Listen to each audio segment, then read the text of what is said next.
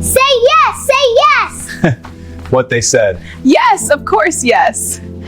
The kitchen was quiet. Not the peaceful kind of quiet. No.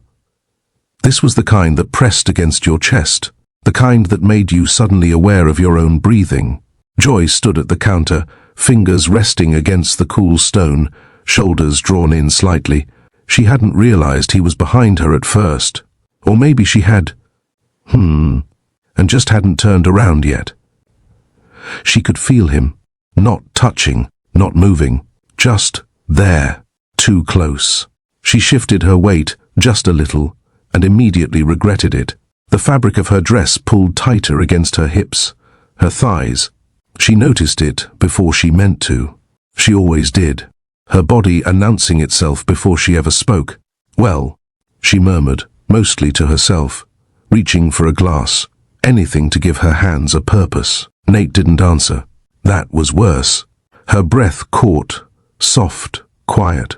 She tried to steady it, but the air felt heavier now, like the room had shrunk without asking permission, like every inch between them had meaning it didn't a moment ago. She knew the look. Even without turning, she knew it. That pause, that restraint. The way men tried not to stare and failed anyway. Except this time it felt different, slower, controlled, almost careful. Dangerous. She swallowed. I can finish up, she said, voice gentle, polite, safe. You don't have to. I know, he replied. 2 words, calm, even, but they landed low, steady, like a hand placed flat against her back without ever touching her. Silence followed, not awkward, not empty, loaded. Joy's shoulders tightened. A familiar instinct rose in her chest, the urge to make herself smaller, quieter, less. She adjusted her stance again, trying to disappear inside her own skin. Her pulse wouldn't slow. She finally turned halfway, just enough to see him. His expression was unreadable, his gaze restrained, like he was holding something back, like if he moved the wrong way, said the wrong thing, something irreversible might happen. Her heart thudded once. Then again, this wasn't indulgence. This wasn't romance. This felt like standing too close to a ledge and realizing, oh, if I slip. Joy's fingers tightened around the edge of the counter. She hadn't planned to speak. She really hadn't. But the silence kept pressing, and the longer it stretched, the louder her thoughts became. Her chest rose, fell, rose again.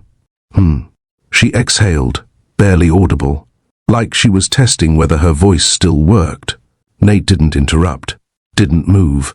That somehow made it harder. She turned fully this time. The look on his face, no judgment, no hunger, no softness either, just attention, focused, heavy. Her throat tightened. I know that look, she said quietly. There was no accusation in it, just tired certainty. I've seen it my whole life. He frowned slightly. Joy, please, she whispered. A small pause followed. She gathered herself, then continued. Let me finish. Her hands dropped to her sides. She didn't try to hide them shaking. I already know what you're thinking, she said. A soft, humorless breath slipped out. I always do. The room seemed to hold its breath with her. She glanced down at her body, just for a second. Not with pride, not with anger. Just awareness, the kind that never really left. Well, her voice faltered. She swallowed. People see this first. They always have. Another pause. Longer this time. Her eyes lifted back to his. I'm not fit for any man, she whispered. The words landed and stayed there. No rush to soften them. No attempt to laugh them off. Just truth, laid bare. The silence that followed was different. Thick, pressurized. Nate froze. Not figuratively. Actually froze. One hand still resting where it was. Shoulders locked. Breath caught halfway in. Like something inside him had been struck so hard it stopped everything else from moving. She noticed. Of course she did. Her mouth curved into a faint, wounded smile. So you don't have to pretend, she added, almost gently. "I won't make it awkward." Her voice didn't break, but her eyes waited. Before anything else could be said, before he could move or she could turn away. "Pause. Let me ask you something, just for a second. Because if you've ever stood in a room like that, if you've ever felt your worth shrinking under someone else's silence, if you've ever told yourself, well, maybe I'm just not enough for anyone, please, take a breath with me. And if this moment already feels familiar, if it's tugging at something quiet inside you, go ahead and like this video. It tells the platform this story matters. And, comment, even just one word, if you've ever felt unwanted, unseen, or quietly dismissed. It helps more than you know. All right, back to them. The silence hadn't broken yet. Joy stood there, waiting, not pleading, not performing. Just exposed, like she'd said the one thing she promised herself she never would out loud. Nate's jaw tightened. He tried to speak, stopped. His mouth opened slightly, then closed again. No sound came out, not because he didn't have words, but because none of them fit anymore. Everything he thought he understood, about her, about himself, felt suddenly off. His wealth didn't help him here. His confidence didn't protect him. He was just a man standing too close to a woman who had just handed him something fragile and dangerous. Joy shifted her weight, uncertainty flickering now. She began, then stopped. "I should go." She took half a step back. That was when he realized, if she walked away now, something would be lost that money could never replace. And he still hadn't moved. Nate finally moved, not toward her, not away, just enough to break the stillness. His hand slid off the counter slowly, fingers curling in, then releasing again. A small motion, almost nothing. But in that moment, it felt like an admission. Joy noticed the shift in his posture, the way his shoulders dropped, just a fraction, the way his breath came out uneven, controlled, but not calm. He looked uncertain. That was new. This was a man who owned rooms the moment he stepped into them. A man used to decisions landing clean, final. Numbers made sense to him. Outcomes followed logic. But now? He was standing in his own kitchen, saying nothing, while a woman who believed she was unlovable waited for him to confirm it. The room felt tighter, smaller, like the walls had edged in without warning. Joy's chest ached. She pressed her lips together, holding something back. Not tears, not yet. Something quieter, older. "Well," she said softly, trying to give him an out. Trying to make this easier for him than it was for her. "You don't have to explain. I understand." That landed harder than anything else she'd said. Because she wasn't angry. She was resigned. Nate's gaze dropped, not to her body, not in possession or appraisal, but to the floor between them, like he needed distance from the moment, and there was nowhere else to put it. His wealth meant nothing here. His authority couldn't save him. All the control he relied on, gone. Stripped away by 6 whispered words he hadn't seen coming. He swallowed. Joy waited. Her hands were steady now. Her voice had already done the damage. Whatever came next would only confirm what she'd always known. This wasn't desire. This was something far more dangerous, because, for the first time since she'd walked into his life, he wasn't deciding what she was worth. He was realizing he might already be too late. So let me ask you this. What kind of woman grows up learning how to soften herself? How to stand just slightly to the side? How to swallow words before they're ever spoken? All because she's been taught, quietly, repeatedly, that desire does not equal worth. What kind of woman reaches a moment like this, feels heat, closeness, possibility, and still assumes rejection before it ever arrives? And what about the man? What kind of man spends his life in control, deciding outcomes, shaping futures, only to freeze when faced with a truth he can't negotiate around? What kind of man realizes, in the span of a single breath, that wanting someone isn't the same as deserving them? And that silence, just a few seconds too long, can cost him everything. Because right here, in this quiet kitchen, with space still separating them, something fragile is hanging in the air. If he speaks now, he risks changing everything. If he doesn't, well, she'll walk away believing the story she's been telling herself her entire life.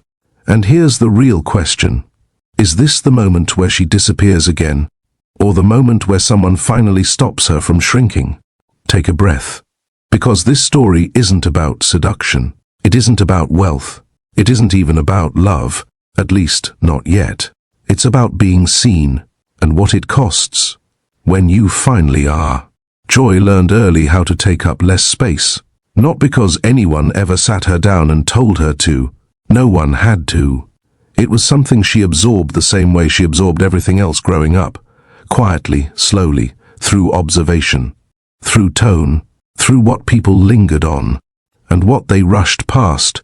She grew up in a neighborhood where houses stood close together and voices carried through thin walls.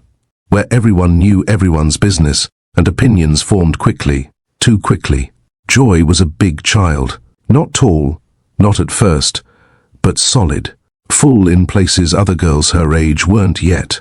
Her body announced itself before she learned how to speak confidently. Adults noticed.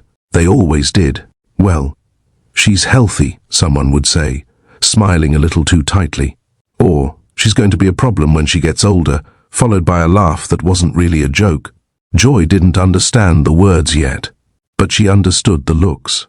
She understood when conversations shifted after she walked into a room. Understood when praise came with conditions, when affection felt measured. At school, she learned another lesson. Teachers loved her manners, her quiet, the way she followed rules without being asked. She learned quickly that being agreeable earned approval. So she became that. When other kids were loud, Joy softened her voice. When other girls ran, she slowed herself down. When someone stared too long, she pretended not to notice. She noticed. She noticed everything. Her body became something discussed around her, rather than with her. Something commented on, evaluated, compared. It was never cruel outright. That would have been easier to reject. It was subtle. You've got your mama's hips. Boys are going to be trouble for you. Cover up a little more. She learned to dress for safety. For invisibility. Clothes chosen not for joy but for negotiation. How much of herself she could show without inviting commentary.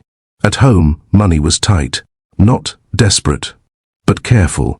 Every purchase weighed. Every expense considered twice. Joy learned responsibility early. Learned that being low maintenance was a virtue. So she tried to be easy. Easy child. Easy daughter. Easy presence. Her mother loved her, deeply, but love didn't erase reality. There were warnings wrapped in concern. You just have to be careful, baby, her mother would say. The world isn't gentle with girls who stand out. Joy nodded. She always nodded. What she didn't say, what she didn't yet have words for, was how exhausting it felt to always be the one adjusting. By the time she reached her teens, the pattern was set. She laughed softly instead of loudly. She apologized before speaking. She anticipated discomfort and removed herself before anyone else had to. Not because she believed she deserved less, but because experience had taught her that wanting more came with consequences. And slowly, without ceremony, Joy learned the skill that would follow her into adulthood. How to disappear emotionally while remaining fully visible. By the time Joy reached her late teens, attention had become unavoidable. It arrived before conversation, before names, before intentions were clear. Men noticed her body first, always first. Sometimes it was obvious, a stare that lingered a second too long, a smile that carried assumptions instead of curiosity. Other times it was quieter, the way voices dropped when she walked past, the way eyes tracked her movement, then quickly pretended they hadn't. Joy learned the difference early. Attention didn't mean interest, and it definitely didn't mean respect. Well, you're built, one boy said once, like it was a compliment and a warning wrapped together. She laughed politely, even though she wasn't sure what response was expected. Another time, someone told her she was too much woman for her age. She went home that night and stood in front of the mirror longer than usual. Not angry, not proud, just studying. Her body hadn't changed, but the way people reacted to it had. Suddenly, every curve felt like an explanation she was being asked to provide without words. She adjusted again. Higher necklines, longer shirts, looser jeans. Not because she disliked her body, not exactly, but because she disliked how easily it became the headline. In public spaces, attention followed her like background noise. At work, comments came disguised as jokes, compliments that stopped short of seeing her as a person. "You've got a great figure," someone would say, and then nothing else. No questions about her thoughts, her humor, her plans, just the shape of her. Dismissal followed close behind. There were men who admired her body but didn't take her seriously. Men who wanted her in private but hesitated to be seen with her in public. Men who spoke to her with familiarity they hadn't earned, then vanished when she expected consistency. She learned that being desired didn't protect her from being overlooked. Sometimes it felt worse. At least invisibility was honest. She tried dating, carefully, with rules she didn't announce but always followed. No expectations, no urgency, no imagining futures too soon. Still, patterns repeated. Men leaned in fast, then pulled away just as quickly. Conversations started with intensity and ended with silence. Some treated her like a fantasy, others like a temporary stop. Joy never chased. She simply adjusted her expectations downward. Well, she told herself more than once, this is just how it goes. And each time, something inside her tightened, not breaking, just hardening. She became skilled at smiling through disappointment, at acting unbothered when interest faded, at pretending it didn't hurt when she wasn't chosen beyond the surface. Her body remained visible, her value less so, and slowly, subtly, she began to associate attention with loss. By her early 20s, Joy had learned restraint so well it felt natural. She spoke carefully, thought through responses before offering them, left pauses where other people filled space freely. It wasn't fear exactly, it was anticipation. She learned to read rooms quickly, to sense when attention was shifting toward her, to decide, almost instinctively, whether it was safer to step forward or pull back. Most of the time, she pulled back. Her voice softened in unfamiliar spaces. Her opinions arrived measured, framed to avoid confrontation. She listened more than she spoke, not because she lacked thoughts, but because silence felt safer than correction. People described her as calm, sweet, easy to be around. They didn't see the calculation beneath it. Joy wasn't hiding who she was. She was protecting it. When conversations drifted toward personal territory, she redirected gently. When compliments focused on her appearance, she acknowledged them politely, then changed the subject. "Well, thank you," she'd say, already preparing an exit. She didn't invite vulnerability easily. Past experience had taught her that openness often led to misunderstanding, that people filled in blanks she hadn't offered, that being fully seen came with risks she wasn't sure she wanted to take again. So she built armor out of composure, out of hesitation, out of controlled expression. Her laughter was real, but restrained. Her kindness genuine, but bounded. And if someone pushed too close emotionally, she slowed things down, created space, let the moment cool. She became very good at seeming present without revealing much. Inside, she told herself it was maturity, growth, wisdom earned. But late at night, alone, she sometimes wondered when caution had quietly replaced hope. There were moments, brief, unguarded ones, where she imagined what it might feel like to speak freely, to say what she wanted without filtering it first, to trust that someone would stay even after seeing her fully. Those moments passed quickly. She didn't indulge them. Experience had taught her that expecting more often led to disappointment, and disappointment was exhausting. So she chose steadiness instead, control, not the kind that dominated others, the kind that kept her intact. By the time the caretaker position came into her life, Joy's armor was seamless, polished, almost invisible. She didn't think of herself as guarded. She thought of herself as realistic. By the time Joy reached her late 20s, disappointment no longer surprised her. It arrived quietly now, predictably, almost politely. There had been relationships, or things that came close enough to be mistaken for them. Men who said the right words early on. Men who leaned in fast, asked questions that felt thoughtful, made space for her presence. At first, Joy learned not to rush those moments. She let them exist without naming them. Let connection unfold slowly, carefully, like something that might shatter if handled too roughly. She didn't project futures anymore, didn't imagine milestones, didn't allow herself the luxury of what if. Because history had been consistent, interest faded once reality set in. Sometimes it happened after the first disagreement, sometimes after she asserted a boundary, sometimes for reasons never explained at all.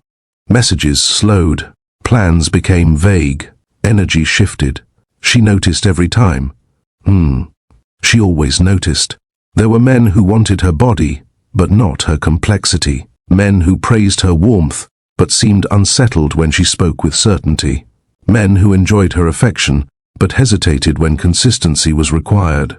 "Well, I'm just not in the right place right now," one had said, eyes avoiding hers. Another smiled sadly and told her she was amazing, as if that made leaving easier. Joy never begged. She nodded, accepted explanations, offered understanding she didn't always feel. But each ending added weight to a quiet conclusion she didn't voice aloud. That maybe she was only meant to be temporary.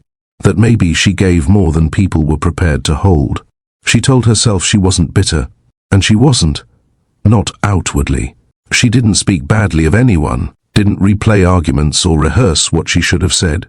Instead, she internalized patterns. She started bracing for loss before it arrived, keeping emotional distance even when connection felt promising.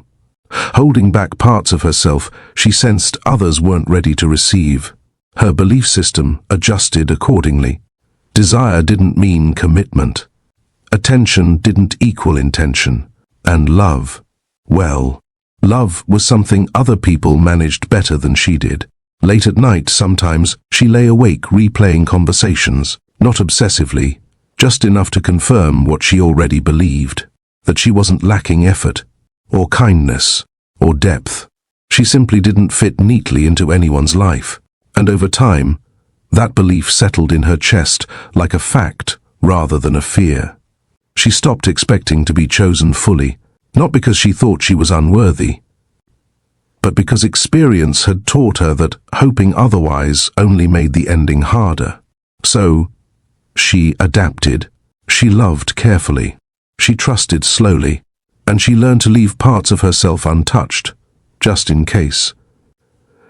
When the caretaker opportunity appeared, Joy didn't hesitate, not because it excited her, but because it felt clear. The position was practical, structured, defined, no ambiguity, no emotional guesswork, a role with expectations spelled out cleanly, without subtext. Live-in caretaker, 2 children, recently lost their mother. Joy read the description once, then again. Her chest tightened, not with longing, but recognition. Grief was something she understood, not the same kind, but adjacent enough to feel familiar. Loss reshaped people, made them quieter, more careful. She respected that. There was comfort in knowing exactly what was needed of her. Care, stability, presence. No romance implied, no blurred lines suggested. Good. When she learned who the employer was, wealthy, powerful, accustomed to control, she felt a brief flicker of hesitation. Oh, not fear, just awareness. Men like that came with assumptions, expectations, complications. Joy addressed those thoughts immediately. She would be professional, reserved, focused on the children. She wouldn't imagine anything beyond the role she was accepting. She promised herself something before submitting her application. No illusions, no emotional risk, no hope allowed. She told herself this wasn't about starting over. It wasn't about change or redemption or unexpected connection. It was work.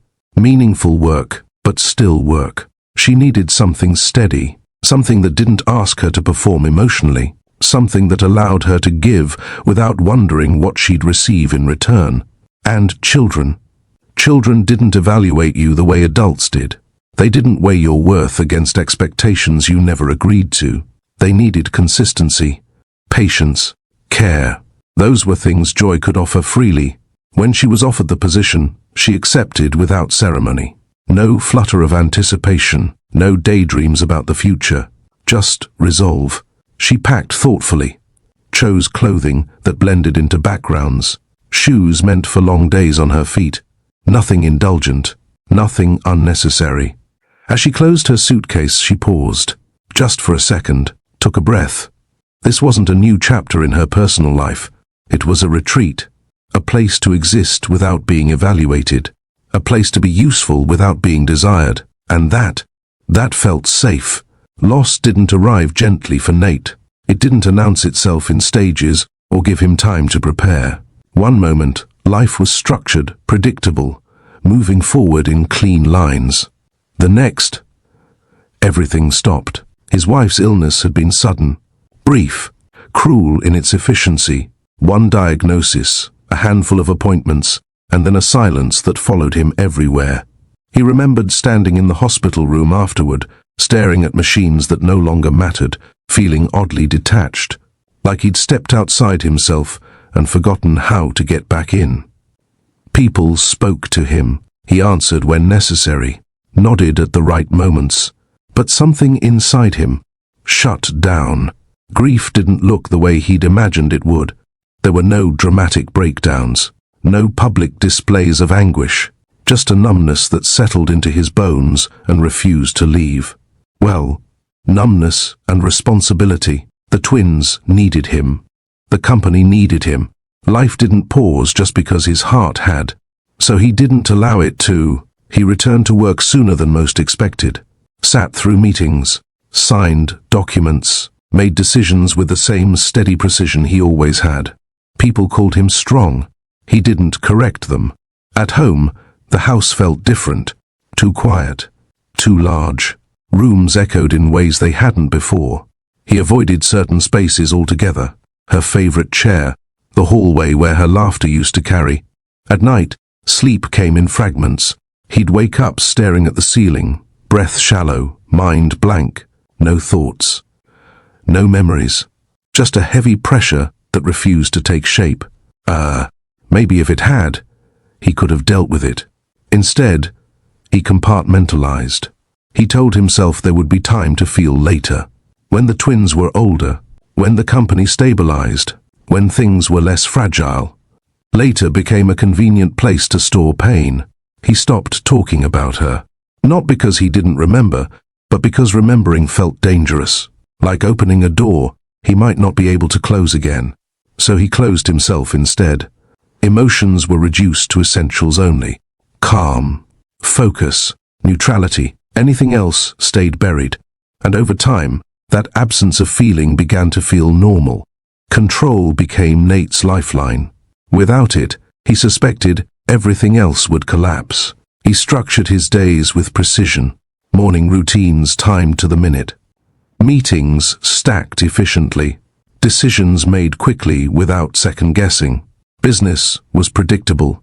Numbers responded to logic. Markets reacted to strategy. There was comfort in outcomes that followed effort.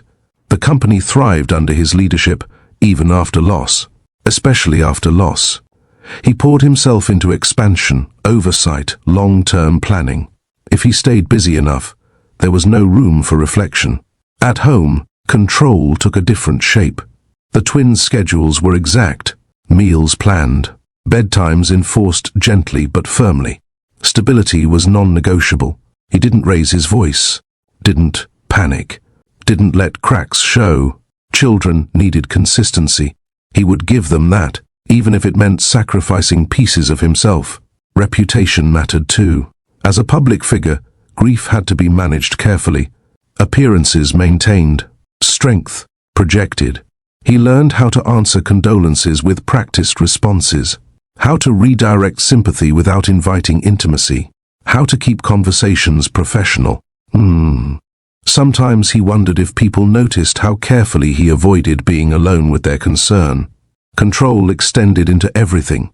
He disliked surprises, distrusted emotional displays, preferred clear roles and boundaries. Chaos had taken enough from him already. So, when the idea of hiring a live-in caretaker arose, he approached it clinically. Interviews conducted with precision. Backgrounds checked thoroughly. Expectations laid out clearly. No room for complication. The twins deserved care. He deserved efficiency. And the household needed to function without emotional turbulence. That was the plan. Anything that threatened that balance, consciously or not, would be dealt with swiftly. Because Nate wasn't just protecting his children. He was protecting himself. And control. Control was the only thing standing between him and the grief he refused to face. Nate noticed Joy before he intended to. Not in the way people usually noticed her. Not immediately. Not visually. Not with curiosity or desire.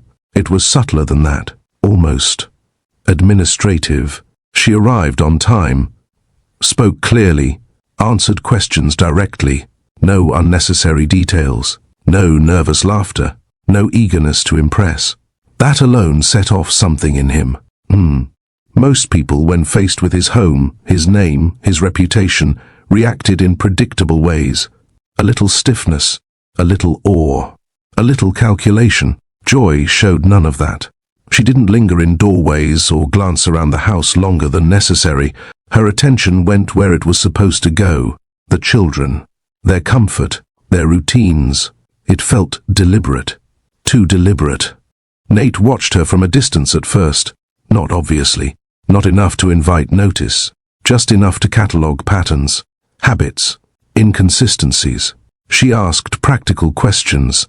Nothing personal. Nothing probing. That bothered him more than curiosity would have. Well, she's careful, he thought. And careful people, in his experience, were rarely transparent. He had learned the hard way that intentions were rarely stated outright, that people often arrived with motives disguised as professionalism. Money had a way of doing that. Joy didn't comment on his success, didn't ask about the company, didn't offer opinions on things that weren't her responsibility. Instead, she focused on structure, on the twins' needs, on establishing rhythm. That made him uneasy. It felt like control, not his, moving into a space he'd worked hard to regulate. He caught himself listening to her footsteps, tracking where she was in the house without meaning to, not because he felt threatened physically, but because unpredictability unsettled him. And Joy was unreadable. Her voice remained steady even when challenged. Her posture relaxed but alert. She didn't flinch when he corrected her, just adjusted efficiently without defensive-ness. Too composed. He asked questions designed to provoke reaction. She didn't give him one. No irritation, no over-explanation, just calm acknowledgement. Nate began to suspect performance, a role being played.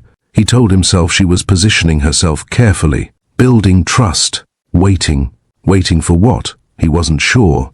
But suspicion had always kept him safe. So he maintained distance, limited conversation, set clear boundaries.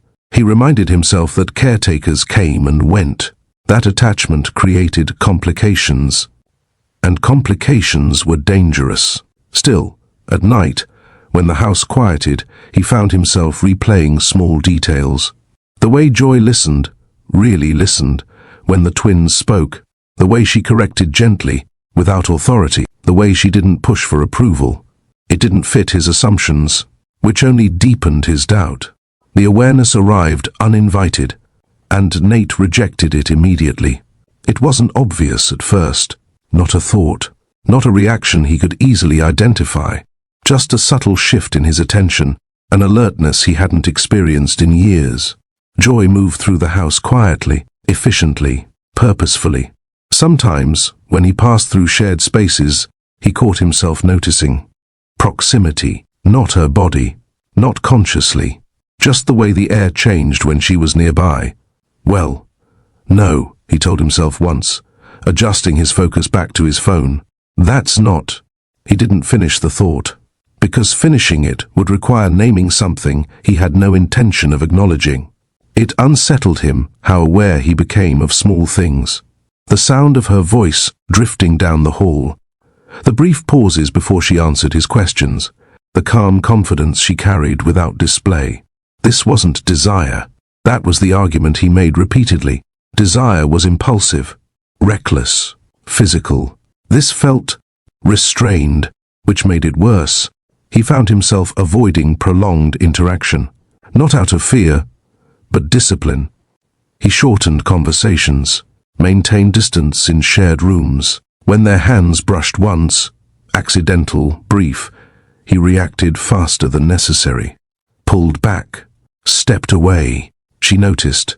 He saw it in the slight hesitation that crossed her face. Gone just as quickly. That awareness irritated him, not at her, at himself. This was exactly the kind of complication he had worked so hard to eliminate from his life. At night, he rationalized. Stress heightened perception. Grief distorted awareness. Proximity created illusion. He listed reasons like facts in a report. But none of them fully settled the sensation, because what unsettled him wasn't attraction. It was recognition. Joy didn't move like someone seeking approval, didn't perform warmth or invite closeness. She existed comfortably within herself. That quiet confidence stirred something he didn't want stirred. He told himself it was nothing. Just awareness, just adjustment. Still, he caught himself looking up when she entered a room, listening more closely when she spoke, not because he wanted her, but because something in him registered her presence as significant. And significance was dangerous. So he shut it down, or at least he tried. Nate didn't like uncertainty. He especially didn't like it when it came from inside himself. For weeks, he told himself everything was fine, that the household was functioning smoothly, that the twins were adjusting, that the caretaker arrangement was working exactly as intended. On paper, nothing was wrong. And yet, something felt off, not disruptive, not chaotic, just unsettled. He noticed it most when Joy wasn't doing anything at all, when she stood quietly in the kitchen reviewing a schedule, when she sat on the floor with the twins, listening more than speaking, when she passed him in the hallway and nodded politely, neither inviting nor avoiding interaction. She didn't demand space, she simply occupied it. That presence tugged at him in a way he couldn't categorize. Well, this is ridiculous, he muttered once, alone in his office, closing his laptop harder than necessary. You're reading into nothing. But the feeling didn't leave. It sharpened. Attraction wasn't the right word. Attraction implied intention, desire, hunger. This was tension, awareness that lived just beneath the surface, awareness that made him more alert when she was nearby. That made his responses slower, more deliberate. It irritated him, because irritation meant reaction, and reaction meant vulnerability. He watched himself carefully around her, measured his tone, checked his expressions, ensured his authority remained intact. Still, moments slipped through. A glance held half a second too long. A pause before responding. A thought interrupted before it fully formed. No, that's not. He cut those moments off quickly, redirected his attention, reminded himself why boundaries existed. Joy was an employee. He was her employer. Anything else was unacceptable. And yet, distrust crept in alongside attraction, tangled so tightly he couldn't separate them. Why was she so composed? Why didn't she push? Why didn't she seek approval, favor, closeness? Most people did. Joy didn't. That unsettled him far more than overt interest would have. He found himself questioning her intentions even when there was no evidence to support suspicion. Replaying conversations, searching for subtext that wasn't there. Was her distance calculated or natural? He didn't know, and not knowing made him uneasy. At the same time, he couldn't ignore the pull, not toward her body, not explicitly, but toward her steadiness. Her refusal to orbit him the way others did. It challenged something in him, something he'd built carefully to survive. Control demanded clarity. This offered none. Late one night, long after the house had gone quiet, Nate stood at the window of his study, staring out without seeing much of anything. His thoughts circled without landing. Joy wasn't trying to get close to him. She wasn't asking for anything. She wasn't crossing lines. So why did he feel like something was being tested? Maybe because attraction without pursuit felt dangerous. Because it left him with no one to blame but himself. He exhaled slowly. He didn't want this complication. Didn't want to examine the way his attention shifted around her. Didn't want to admit that distrust was starting to feel like defense rather than discernment. Grief had taught him one thing clearly: attachment carried risk. And yet, here he was, unsettled not by what Joy did, but by how she was. He told himself he would remain vigilant, that he would not let emotion interfere with responsibility, that whatever tension existed would pass once routines settled further. This was temporary. Everything was temporary. But deep down, beneath logic and restraint, another truth pressed quietly against his awareness. If he continued pretending nothing was happening, eventually something would break, and he wasn't sure whether that something would be control or him. Children noticed things adults missed. Joy learned that quickly. It wasn't dramatic. There were no declarations or instant attachments, just small, quiet shifts that accumulated without anyone announcing them. The twins watched her, at first from a distance.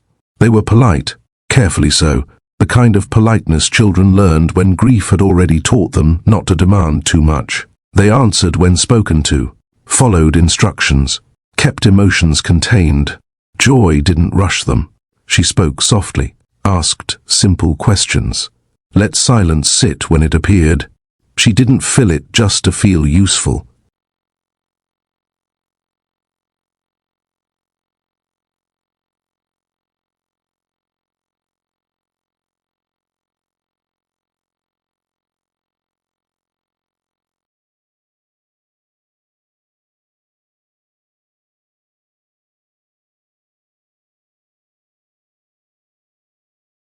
That mattered.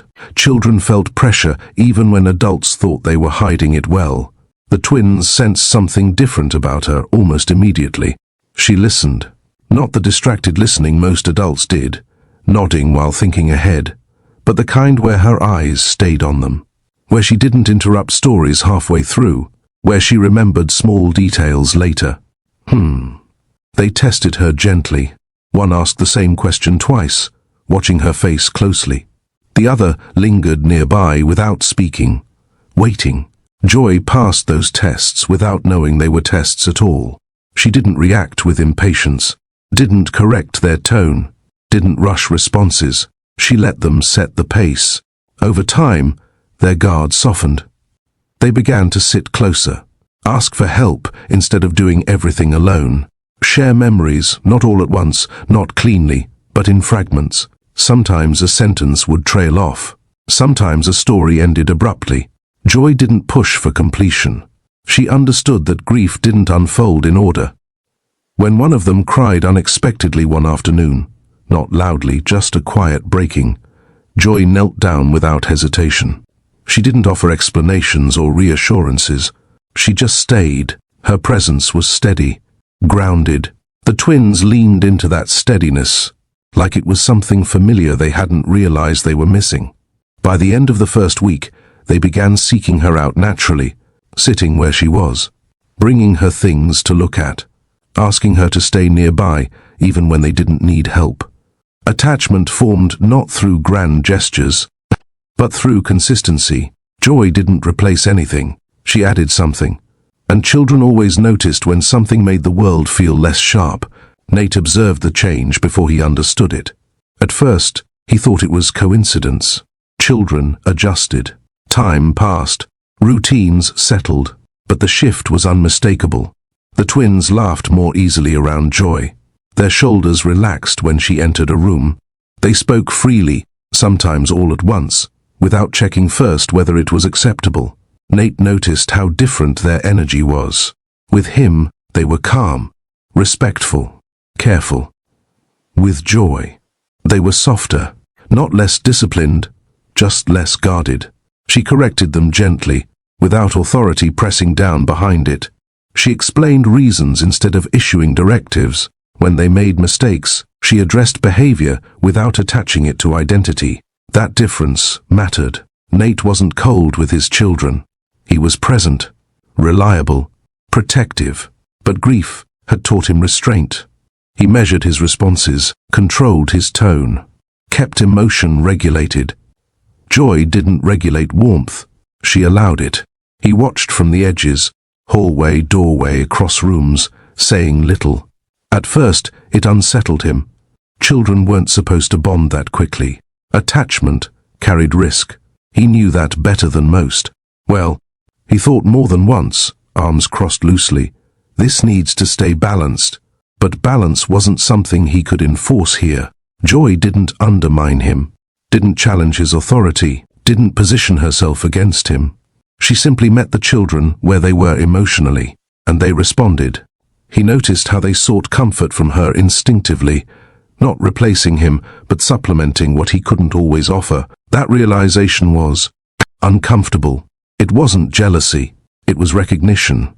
Recognition that restraint, while protective, had limits. Joy wasn't doing anything wrong. She wasn't crossing boundaries. She wasn't overstepping.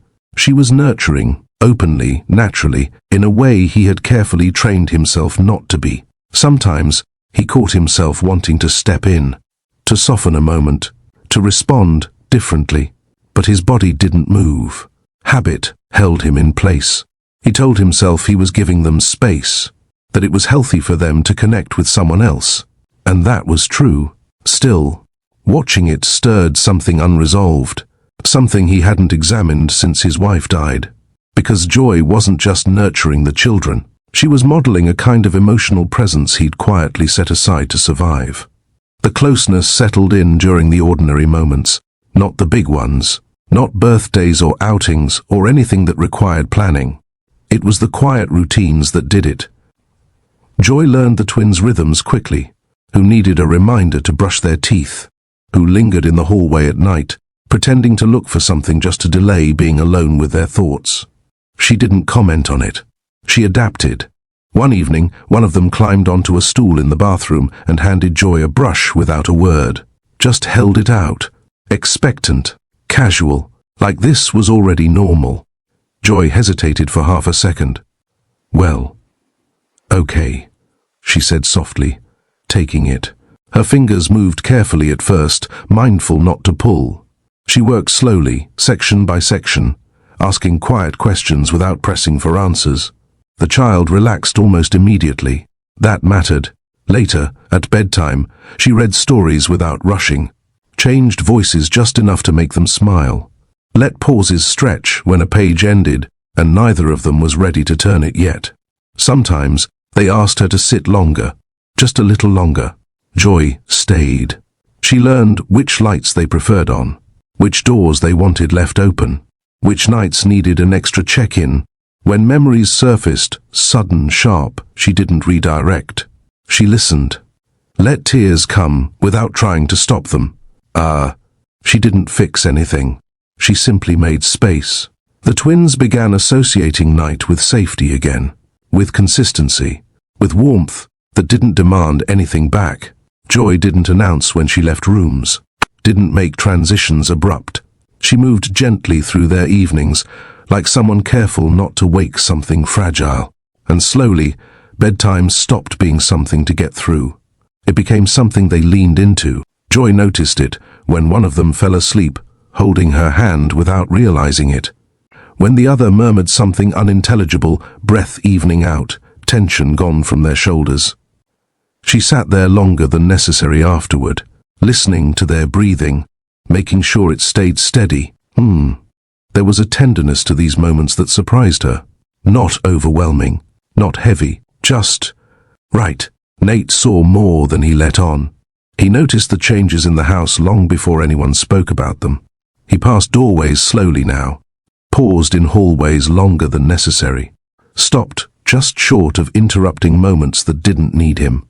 From a distance, he watched Joy with the twins, the way she crouched instead of towering over them, the way she waited for eye contact before speaking, the way her touch was steady, unassuming.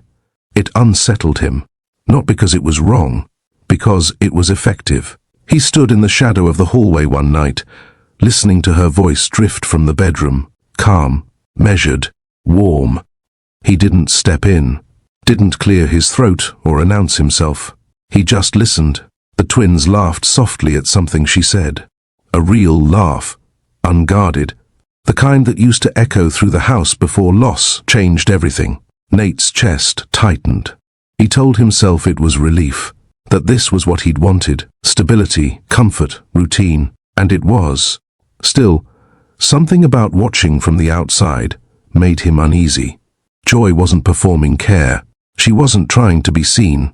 She acted like this was simply who she was.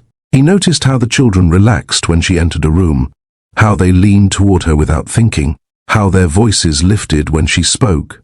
He didn't feel replaced, but he did feel displaced, not in role, in approach. He realized how often he'd responded to their grief with structure instead of softness, with solutions instead of presence. It wasn't a failure, it was survival. But watching Joy now, he wondered what survival had cost them. He remained silent, didn't question her methods, didn't offer feedback, didn't interfere. Part of him wanted to ask how she knew what to do.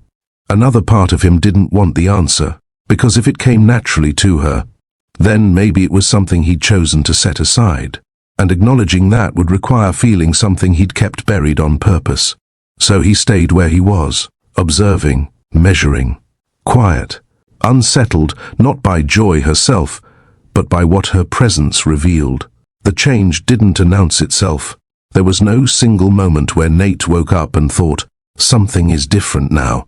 It was quieter than that, subtle enough to slip past defenses. He noticed it in the mornings first. The kitchen no longer felt like a passageway. It held sound again, not noise, just movement. Footsteps that didn't hurry, chairs shifting, a low hum of conversation that didn't stop when he entered the room. Joy moved through the space with familiarity now, not ownership, just ease, like someone who knew where things belonged without needing to assert it. The twins lingered longer at breakfast, asked questions, told stories that wandered without direction. Nate listened from behind his coffee mug, saying little. It struck him one morning that he wasn't bracing himself anymore. For silence, for heaviness, for that hollow pause that used to sit between rooms. The house breathed differently. Afternoons followed the same pattern, doors opening and closing softly, music playing low enough not to intrude, Joy's voice drifting from room to room, never loud, never demanding attention, just present. The twins laughed more freely now. Not constantly, grief didn't vanish like that, but easily. The laughter came and went without guilt. That mattered. Nate noticed how they moved through the house without hesitation, how they didn't stop at thresholds anymore, how they sprawled in common spaces instead of retreating to corners. It wasn't chaos. It was comfort. Evenings held warmth he hadn't realized was missing. Lights stayed on a little longer. Conversations stretched without urgency. Meals felt less like obligations and more like shared time. Nate found himself sitting longer at the table after dinner, not checking his phone immediately, not rushing away, just staying. Joy didn't comment on the shift. She never pointed out progress, never framed anything as healing. She simply maintained consistency, and the house responded. One night, as Nate walked past the living room, he paused. The twins were on the floor, leaning against the couch. Joy sat nearby, legs folded beneath her, listening as one of them spoke in a low, halting voice. The words weren't clear from where he stood, but the tone was trust. Nate didn't interrupt. He leaned lightly against the wall, unnoticed, and let the moment pass without inserting himself into it. When the twins eventually drifted off to bed, the house settled into a quiet that felt different from before, not empty, rested. Nate stood alone in the hallway afterward, hands in his pockets, breathing slow. He realized something then, not sharply, not all at once, but enough to register. The house hadn't lost its life when his wife died. It had lost its rhythm. And somehow, without trying to replace anything, joy had helped it find one again. He exhaled. A long breath he hadn't realized he'd been holding. The house didn't feel like a structure anymore. It felt like a home, and that realization stirred something complicated inside him, something warm, something cautious, something he wasn't ready to name yet. But it stayed with him.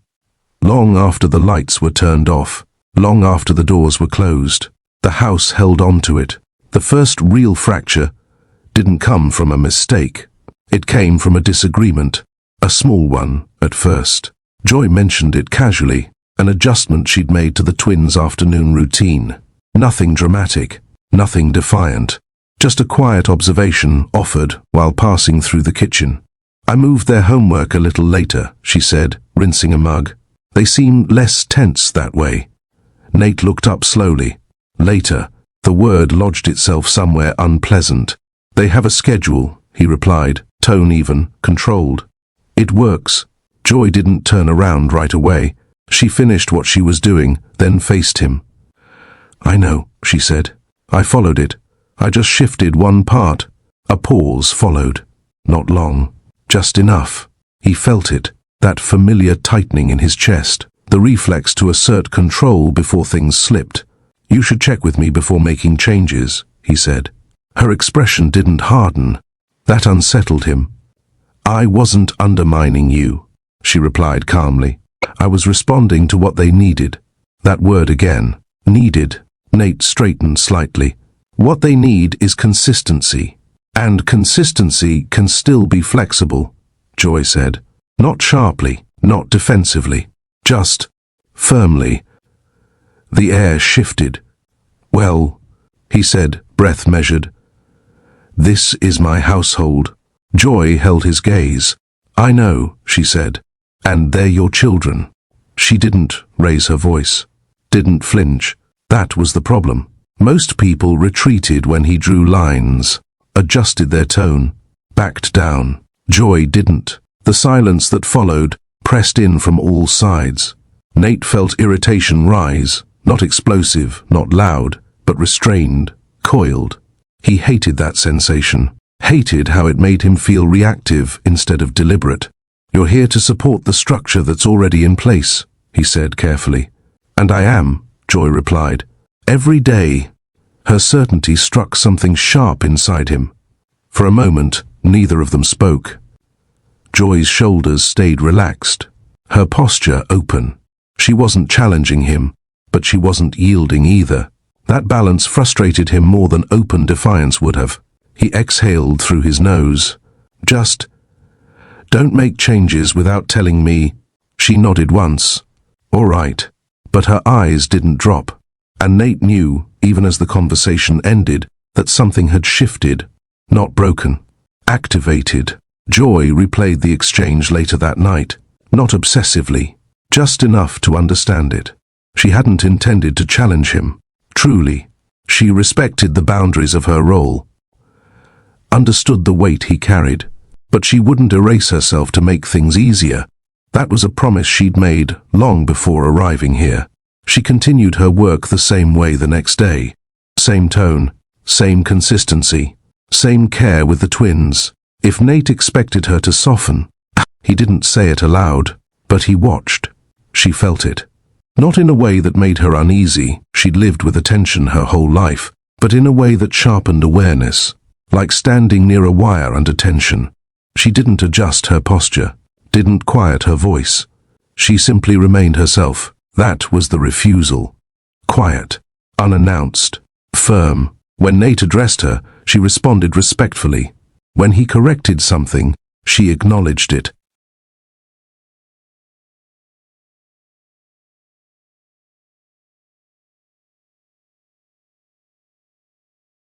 But she didn't preemptively apologize for existing, and that, more than anything, unsettled him.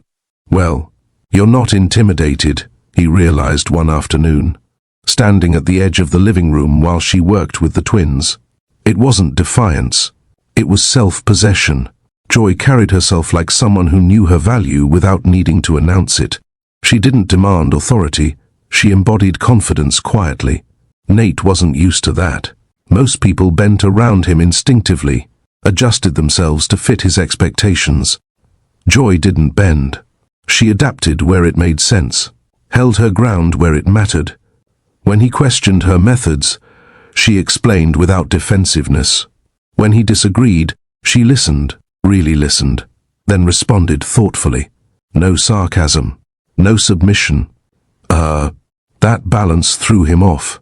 It forced him to engage instead of dictate, and engagement required vulnerability. He noticed how steady she remained, even when tension hung between them.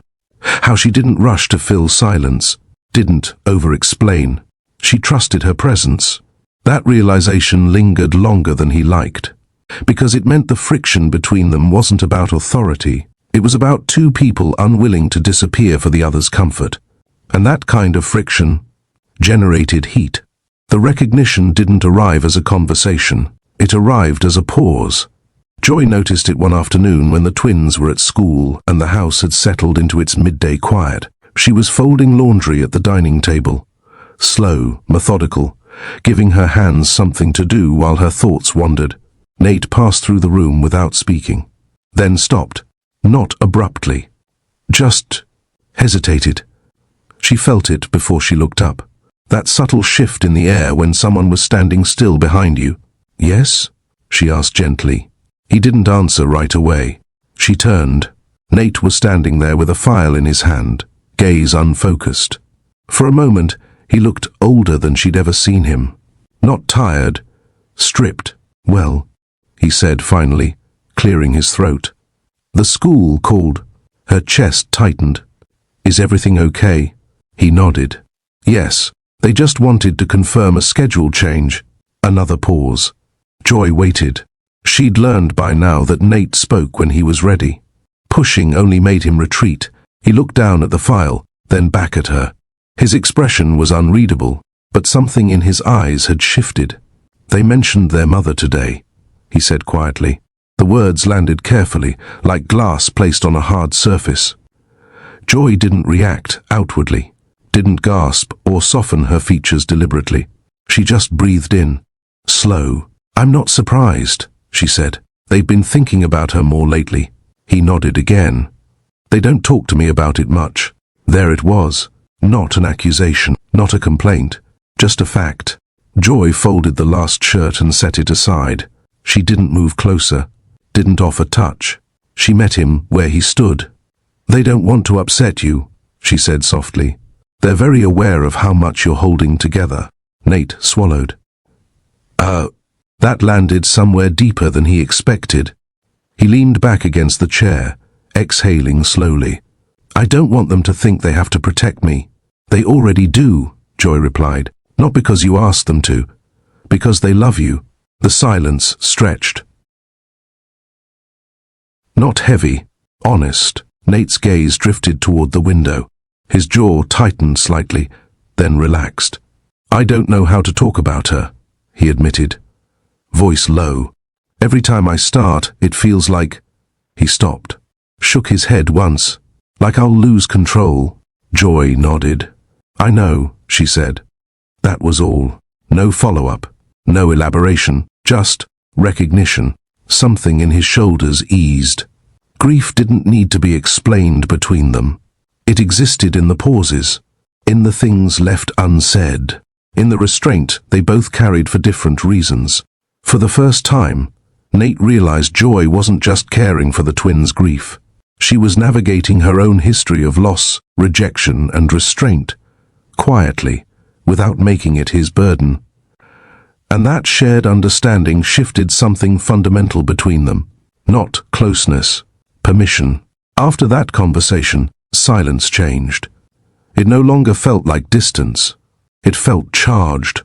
Joy noticed it in the way Nate lingered longer after speaking, in the way conversations ended without resolution, not awkwardly, but suspended.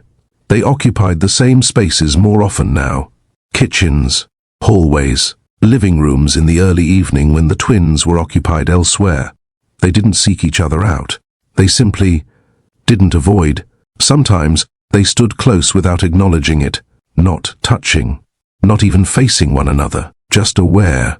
Joy felt it in her breathing, how it slowed, deepened, without instruction.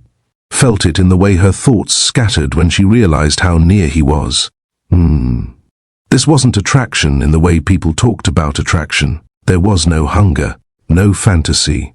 It was restraint pressing against restraint. Dangerous not because it was uncontrollable, but because it was contained. One evening, Nate stood beside her at the counter while she prepared tea. Their arms nearly brushed. She didn't move away.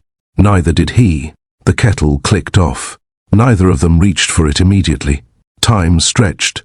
Joy became acutely aware of her pulse, of the warmth radiating from him, of how little space existed between intention and action.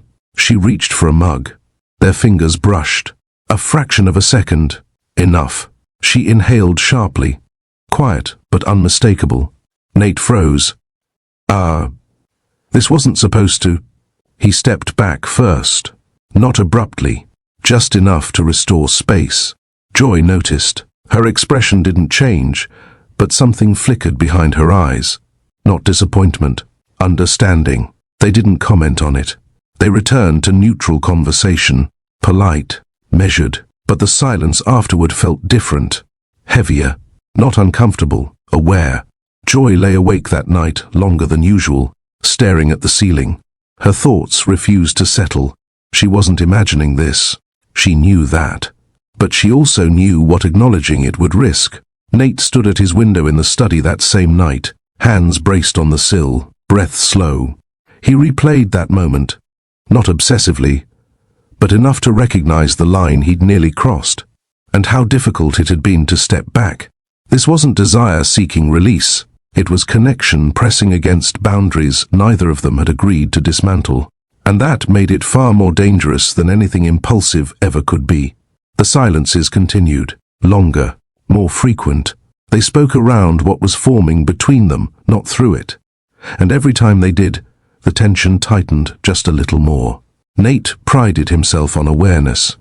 He noticed patterns before they formed, anticipated outcomes before others saw the risk. That instinct had served him well in business, in leadership, in survival. It failed him here. He realized it one evening when he was standing alone in his study, staring at a document he'd already read twice without absorbing a word. His mind wouldn't stay put. It kept drifting back to the kitchen, to the silence, to the way Joy had stood beside him without shrinking, without advancing, without asking anything of him at all. "Well, get it together," he muttered, setting the paper down harder than necessary. This wasn't like him. Distraction annoyed him. Loss of focus irritated him. And lately, both had become familiar. He began noticing the slips. Small ones at first. He answered Joy too slowly once, clearly caught mid-thought. She noticed. He saw it in the brief pause before she continued speaking, as if nothing were wrong. Another time, he forgot to finish a sentence entirely. Just stopped talking. He cleared his throat, shifted topics, pretended it hadn't happened. It unnerved him how easily his composure fractured around her. Not dramatically. Not in a way anyone else would notice. But he noticed. His reactions no longer followed logic. They followed proximity. When Joy entered a room unexpectedly, his pulse shifted. When she spoke his name, it landed differently, not intimate, not familiar, just weighted. He told himself it was stress. That explanation usually worked. It didn't this time. One night, after the twins were asleep, Nate found Joy in the kitchen again. Not doing anything urgent, just standing at the counter, reading something on her phone, hair pulled back loosely. She looked up when he entered. "Everything all right?" she asked. "Yes," he said too quickly, then hesitated. He stopped. Recalibrated. "Yes." She studied him for a brief second longer than usual. "Okay," she said. The word was neutral. Accepting. It shouldn't have unsettled him. It did. He poured himself a glass of water he didn't need, took a sip, set it down untouched. The silence returned. This one felt different, not charged, unsteady. Nate shifted his weight. "You don't have to stay up," he said. "You've had a long day." Joy nodded. "I know." She didn't move. He felt the ground tilt, just slightly. That hadn't been the expected response. "Well," he began, then stopped. "Tried again. The twins, they've been better." Her expression softened, not triumphant, not relieved, just acknowledging. "I'm glad," she said. Another pause. He waited for her to say something more, to expand, to fill the space. She didn't. That absence forced him forward. "I didn't expect things to change like this," he admitted quietly. Joy didn't respond right away. When she did, her voice was steady. "Neither did I." He nodded, though the gesture felt automatic. Something tightened in his chest. This wasn't supposed to feel like confession. He turned slightly, creating distance. "I like knowing what to expect." She tilted her head, considering him. "Most people do." The simplicity of it disarmed him. "No," he said, then paused. "I mean, I need it." There it was. Need. The word hovered between them. Joy's gaze didn't soften further, didn't harden either. She just listened. Nate exhaled slowly, realizing too late that he'd stepped into unfamiliar territory. "I don't handle uncertainty well," he continued, voice lower now. "Especially not personal." Joy's fingers curled loosely around the edge of the counter, not gripping, just grounding. "I've noticed," she said gently. That gentleness landed like pressure. He looked at her then, really looked, not assessing, not guarding, just seeing. The realization hit him all at once. This wasn't about attraction. It wasn't even about desire. It was about losing the framework he'd relied on to interpret everything around him. Joy didn't fit into his categories. She wasn't seeking approval. She wasn't demanding space. She wasn't testing boundaries. She simply existed, and his systems didn't know how to respond to that. His control depended on predictability. Joy offered none. He stepped back another inch, breath uneven now. "I don't want to complicate things," he said. "I know," Joy replied. Again, no accusation, just understanding. That was worse, because it meant she saw him clearly, and clarity stripped away defenses.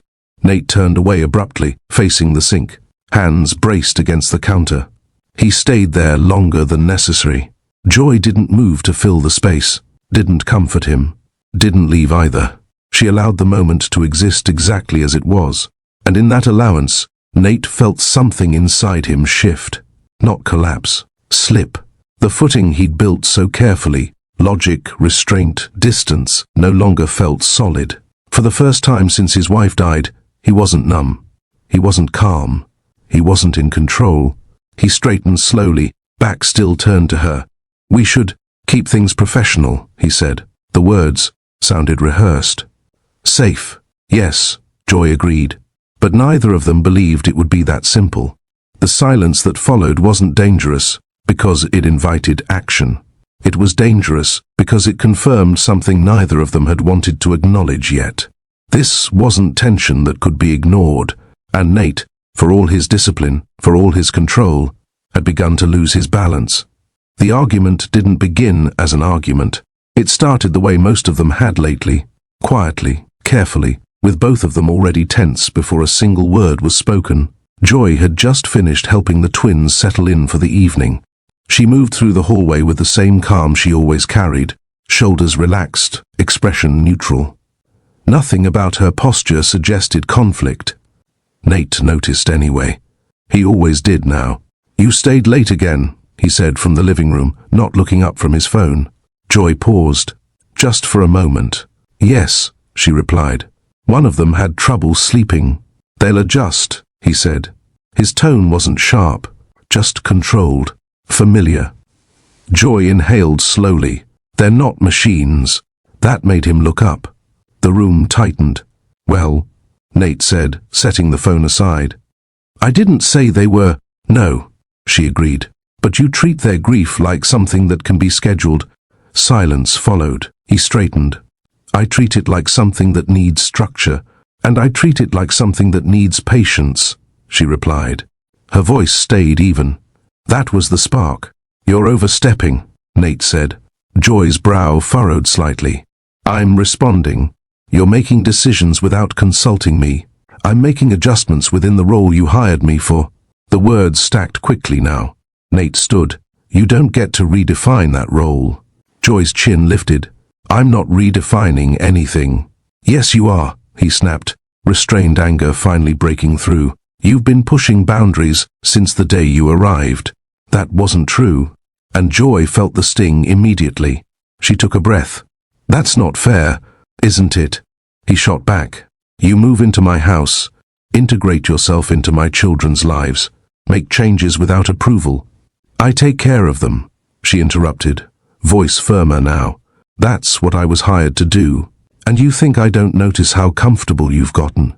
Nate continued, words coming faster than he meant them to. How familiar this all feels to you? Joy stared at him. Her pulse thudded loudly in her ears. Comfortable? She repeated quietly. Yes, he said. This house, this life. Something cold slid into his voice. You know exactly what you're doing. The words landed wrong. Joy's shoulders stiffened. What am I doing? He hesitated. That was the moment he could have stopped. He didn't. You see an opportunity, he said. Security, access, a way in. The room went still. Joy's face drained of color. What? She whispered. You think I don't recognize patterns?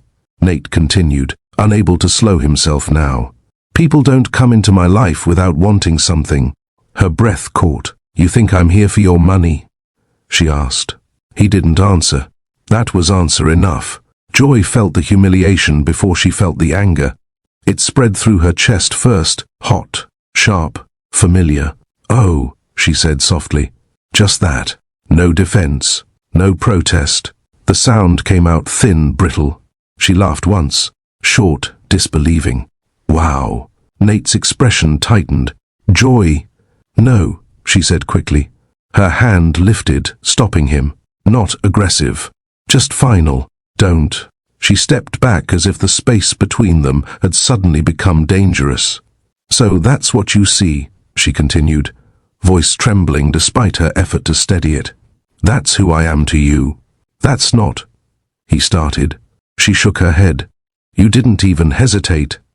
The words cracked something open inside her. I've spent my entire life being looked at and never trusted, she said. Her voice dropped, raw now. Never believed, never given the benefit of doubt. Her hands curled at her sides.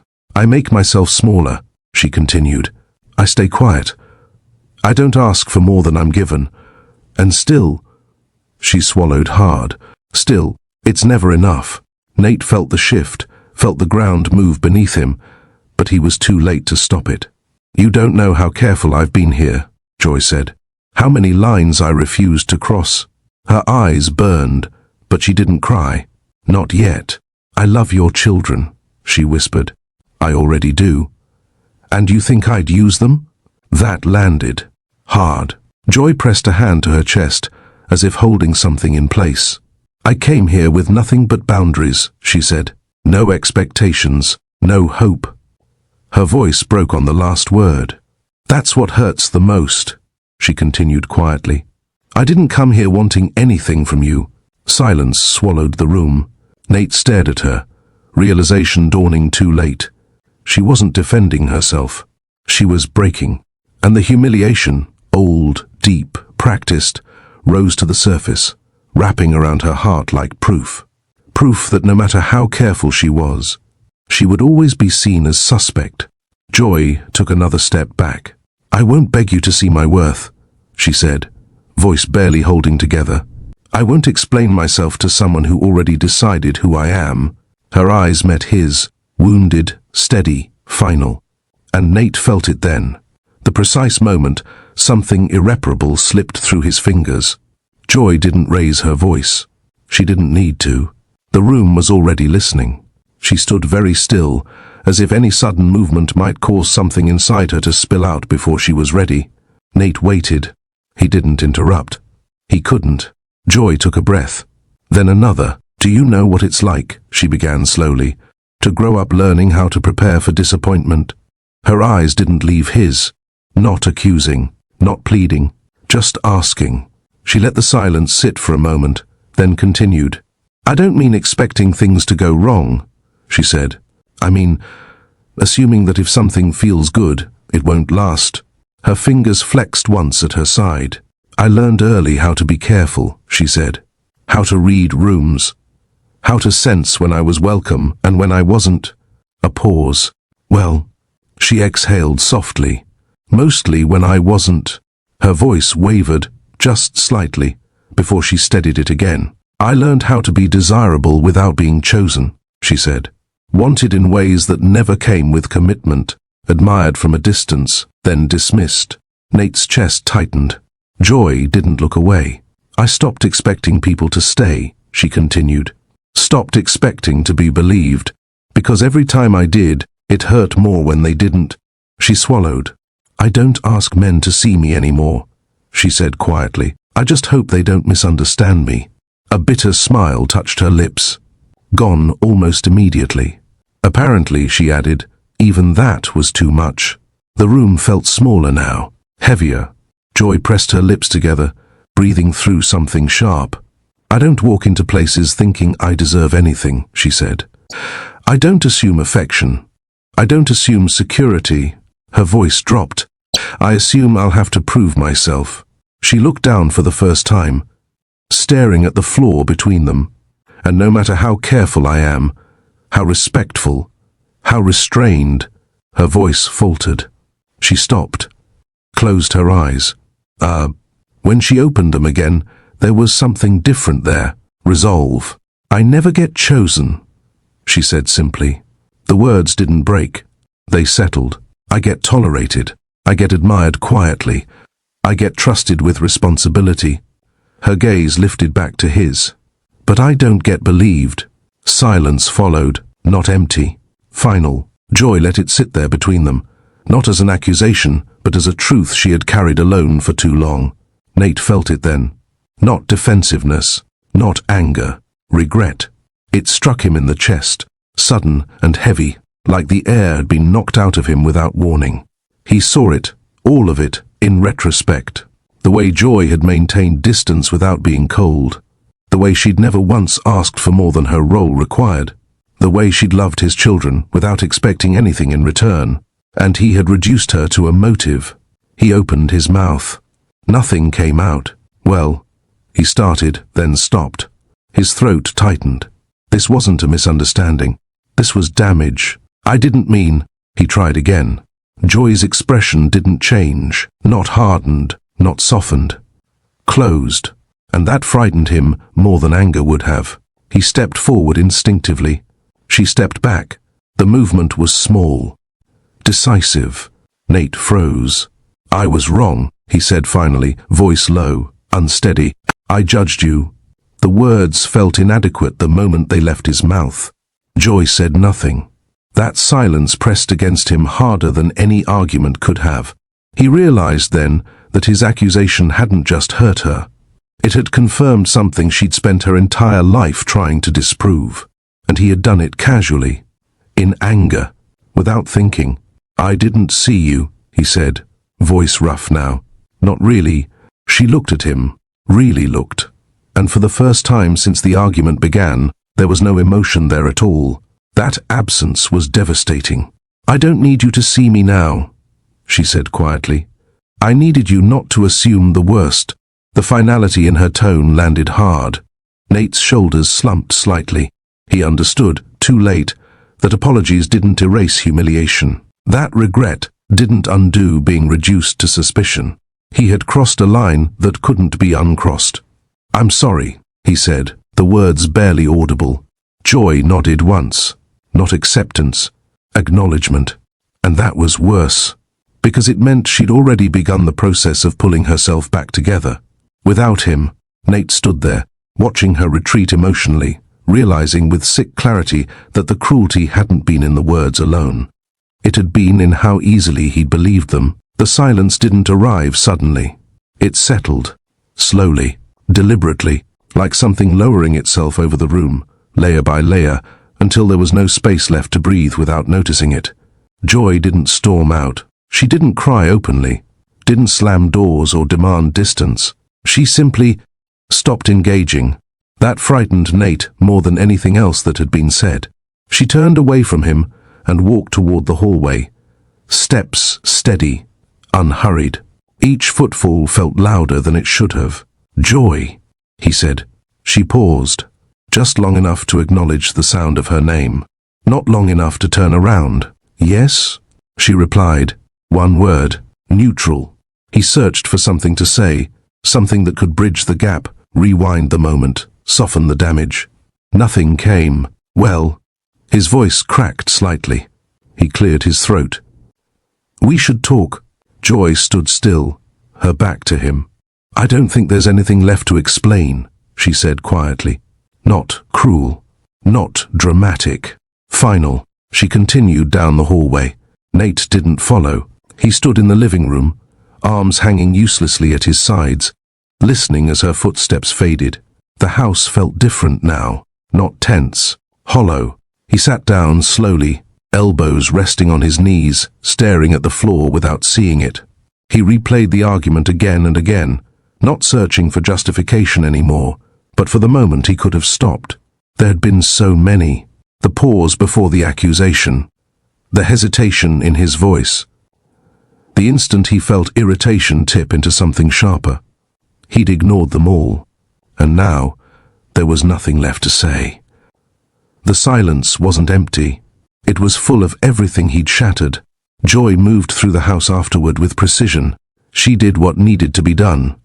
Prepared meals, checked on the twins, maintained routine. But the warmth was gone. Not withdrawn deliberately, just unavailable. Her voice stayed calm, her expressions composed. She didn't avoid Nate, but she didn't engage him either. When he spoke, she responded. Briefly, professionally. The children sensed the shift. They didn't ask questions. They became quieter, watchful again. The ease they'd grown into receded slightly, like something retreating under pressure. Joy noticed. It hurt, but she didn't let it show. Late that night, Nate stood outside her door. He raised his hand once, lowered it. He rested his forehead briefly against the wood, eyes closed, breath uneven. There was nothing he could say that wouldn't sound like justification now. Nothing that wouldn't center his regret instead of her pain. So he stepped back, returned to his room, and lay awake, listening to the house breathe around him. Joy sat on the edge of her bed for a long time after closing her door. She hadn't expected to feel this tired, not physically, emotionally, like something had been peeled back and left exposed. She pressed her palms together, grounding herself, breathing slowly until the tightness in her chest eased just enough to function. She'd been here before. The disbelief, the humiliation, the quiet realization that no matter how careful she was, she could still be reduced to suspicion. She didn't cry. She refused to give that moment anything else. Instead, she did what she always did when something hurt deeply. She closed herself around it. The silence between them stretched into the following days. It filled shared spaces, lingering glances that went unanswered, conversations that ended before they began. It weighed more than shouting ever could, because shouting implied engagement. This silence meant distance, and Nate understood, with painful clarity, that the worst damage he'd done wasn't accusing her of wanting something from him. It was teaching her, once again, that being careful didn't protect her from being misjudged. And no amount of regret could undo that lesson. Nate thought he understood regret. He'd felt it before, in negotiations that went wrong, in decisions made too quickly, in moments where outcomes didn't align with intention. This was different. This wasn't regret that could be analyzed, corrected, or resolved with effort. This sat in his chest and refused to be organized. The days following the argument passed without shape. He moved through them mechanically, meetings attended, calls returned, obligations met, but nothing landed the way it used to. His focus fractured. He reread emails 3 times before responding, lost track of conversations halfway through, stared at documents without absorbing their meaning. Well, that wasn't normal. At night, sleep came reluctantly. When it did, it was shallow, fragmented. He replayed the accusation over and over, not the words themselves anymore, but the look on Joy's face afterward. Not anger, not outrage, disbelief. That was the part that undid him. He'd expected resistance, defense, maybe even tears. Instead, she'd gone quiet. And quiet, he was learning, carried consequences he hadn't prepared for. He began to see himself differently, not as the composed, controlled man he'd built himself into, but as someone who'd used suspicion as armor and called it wisdom. That realization stung. He recognized the pattern now, painfully clearly. Control had kept him functional after his wife's death. It had given him something solid to hold on to when grief threatened to pull him under, but control had also narrowed his view of people, reduced complexity to risk, vulnerability to liability, and Joy, who didn't fit neatly into any category, had triggered that instinct. So he'd reached for the nearest explanation that allowed him to stay guarded. And he'd hurt her. The truth pressed in slowly, relentlessly. He hadn't accused her because he believed it. He'd accused her because believing it was easier than admitting how much her presence had begun to matter. That admission cracked something open inside him. He wasn't just ashamed of what he'd said. He was ashamed of why he'd said it. Late one night, he stood in the dark kitchen, staring at nothing, hands braced on the counter the way they had been the night everything broke. "Well, you really did this," he murmured to himself. There was no one to answer. And for the first time since his wife's death, he allowed the thought he'd avoided for years to surface fully, that his need for control hadn't just protected him from pain. It had also isolated him from connection. Joy hadn't threatened his stability. She'd revealed how fragile it already was. And now, faced with the consequences of his own fear, Nate felt something collapse quietly inside him. Not dramatically, just enough to leave him exposed. Nate didn't know how to apologize without strategy. Every attempt he rehearsed in his head sounded wrong the moment he imagined saying it out loud. Too polished, too late, too focused on his intent instead of her pain. He avoided her for a full day after realizing that, not out of indifference, out of restraint, because the last thing he wanted was to make it worse by forcing an apology she didn't ask for. Joy maintained distance effortlessly. She spoke when necessary, coordinated schedules, updated him on the twins, nothing more. Her professionalism was precise, impeccable, and devastating. The first attempt came unintentionally. They crossed paths in the hallway late one afternoon, both stopping out of reflex. The space between them felt heavier than it used to, not charged, not warm, guarded. "Joy," Nate said. She paused.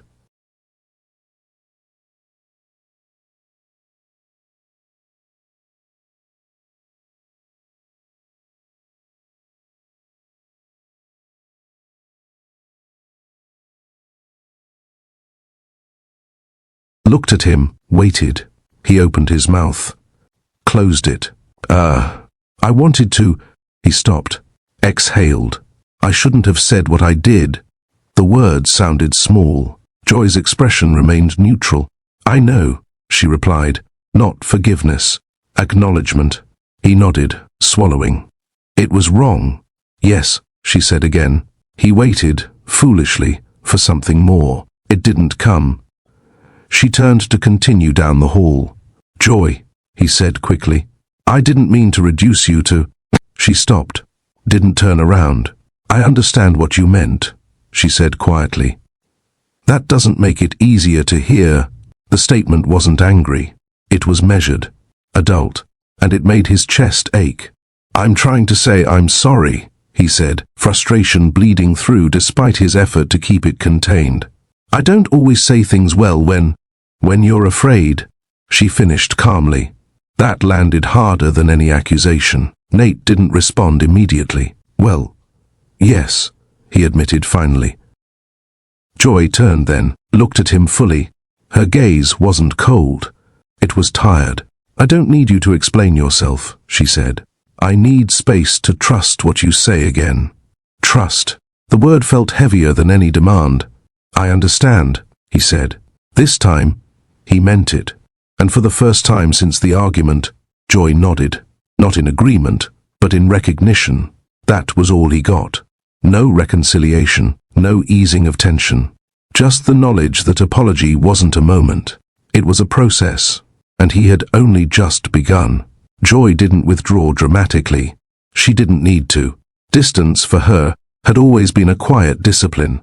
She woke at the same time, moved through the house with the same measured pace, completed her responsibilities with the same care she always had.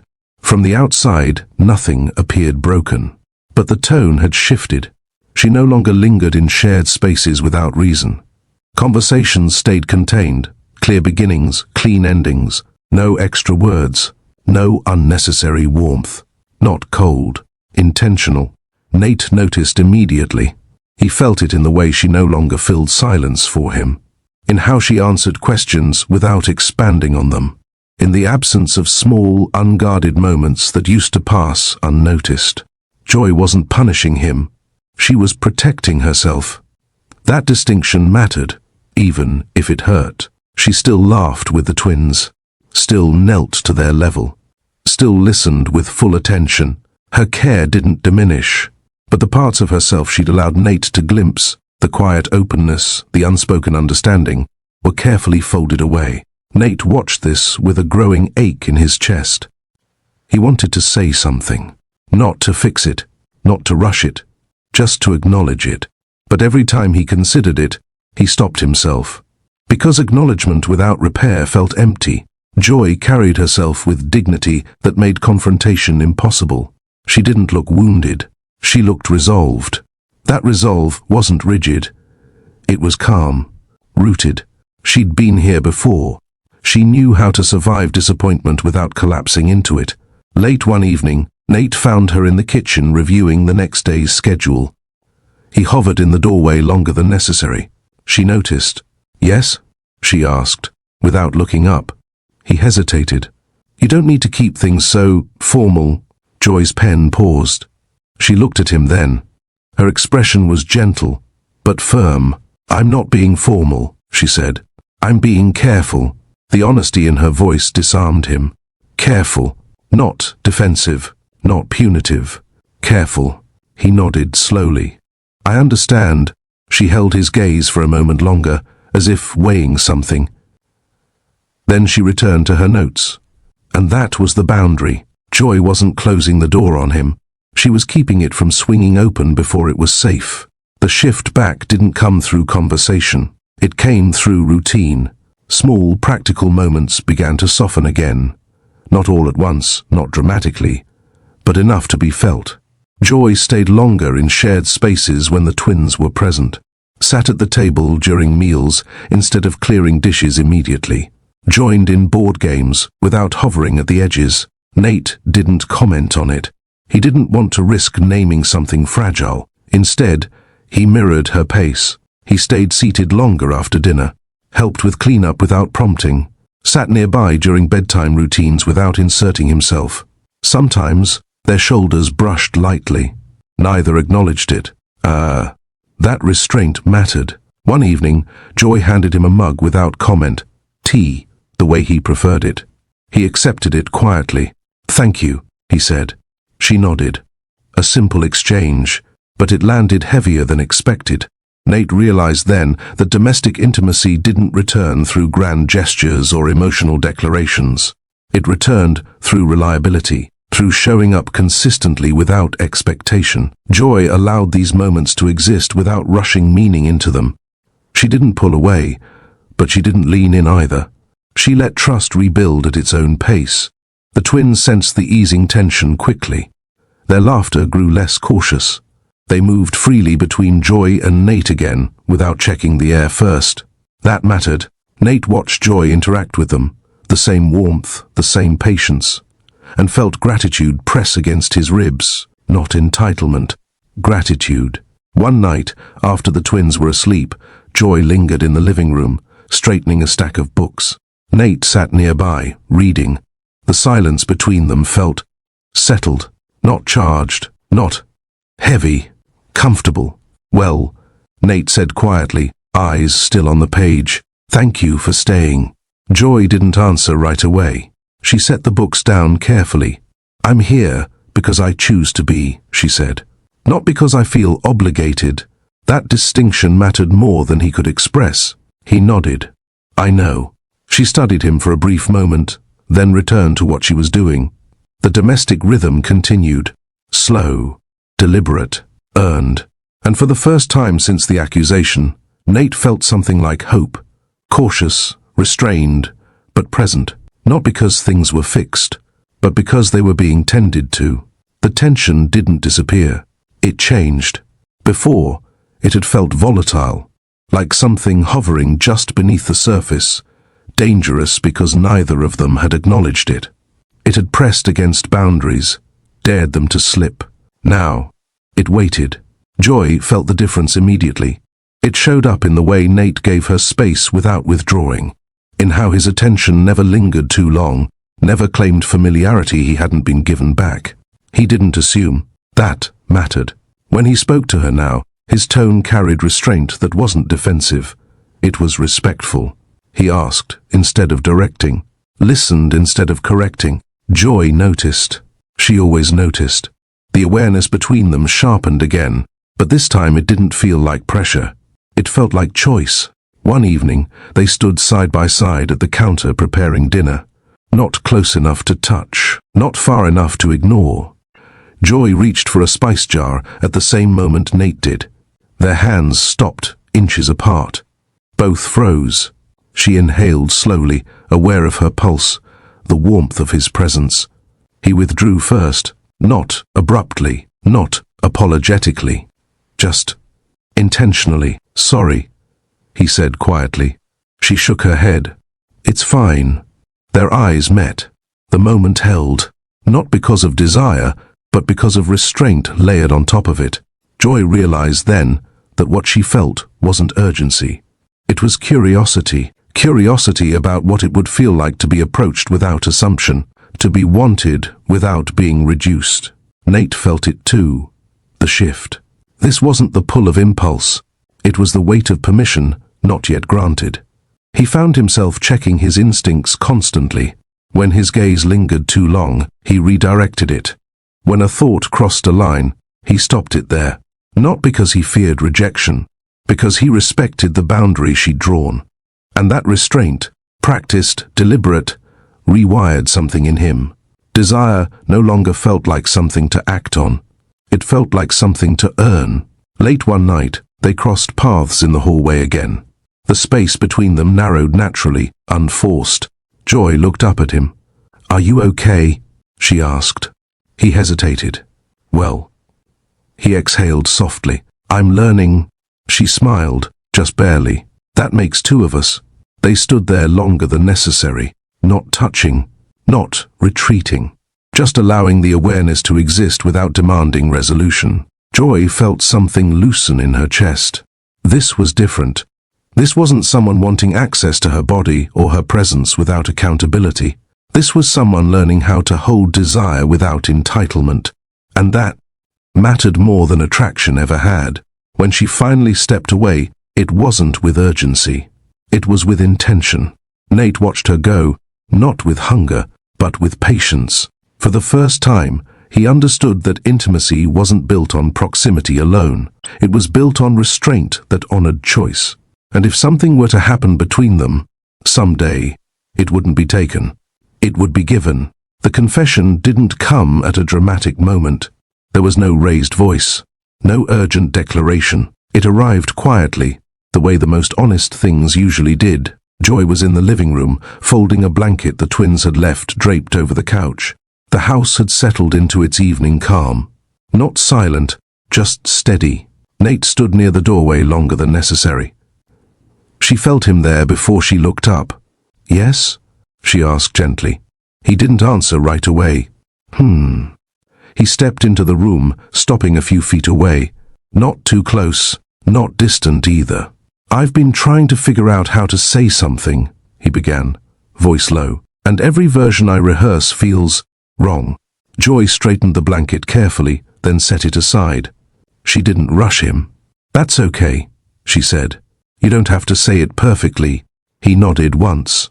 I'm not good at this, he admitted. At talking about things that don't have structure. A pause. Well, especially things that matter. Joy stayed still.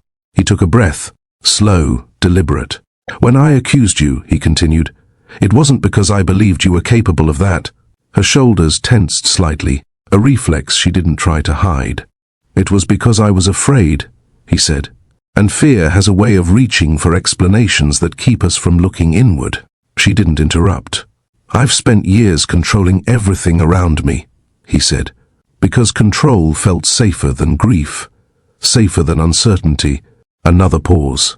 And you disrupted that, he added quietly. Not by doing anything wrong, by being steady. Joy's throat tightened. I don't know how to say this without sounding like I'm asking something of you, he said. So I'll just say what's true. He met her eyes. I see you, he said. Not as a role, not as a presence in my home. As a person. The words landed gently, not performative, not urgent. I don't want to persuade you, he continued. I don't want to rush you or change what you've protected. His voice wavered just slightly. I needed you to know that what I feel isn't confusion anymore, he said. It's clarity. Joy's breath caught, not because of the words, because of how carefully they were offered. The room felt smaller after that, not closed in, focused. Joy didn't move immediately. She stood where she was, hands relaxed at her sides, heart beating just a little faster than before. Nate noticed. He didn't step closer. That was new. Well, he exhaled softly. You don't have to respond. She lifted her gaze fully now. I want to, she said. I just need a moment. He nodded. Take all the time you need. The permission in that statement mattered more than anything else. Joy took a breath, then another, grounding herself in the quiet. She'd learned long ago not to rush moments that could change the shape of things. When she spoke, her voice was steady. I'm not used to being approached this way, she said.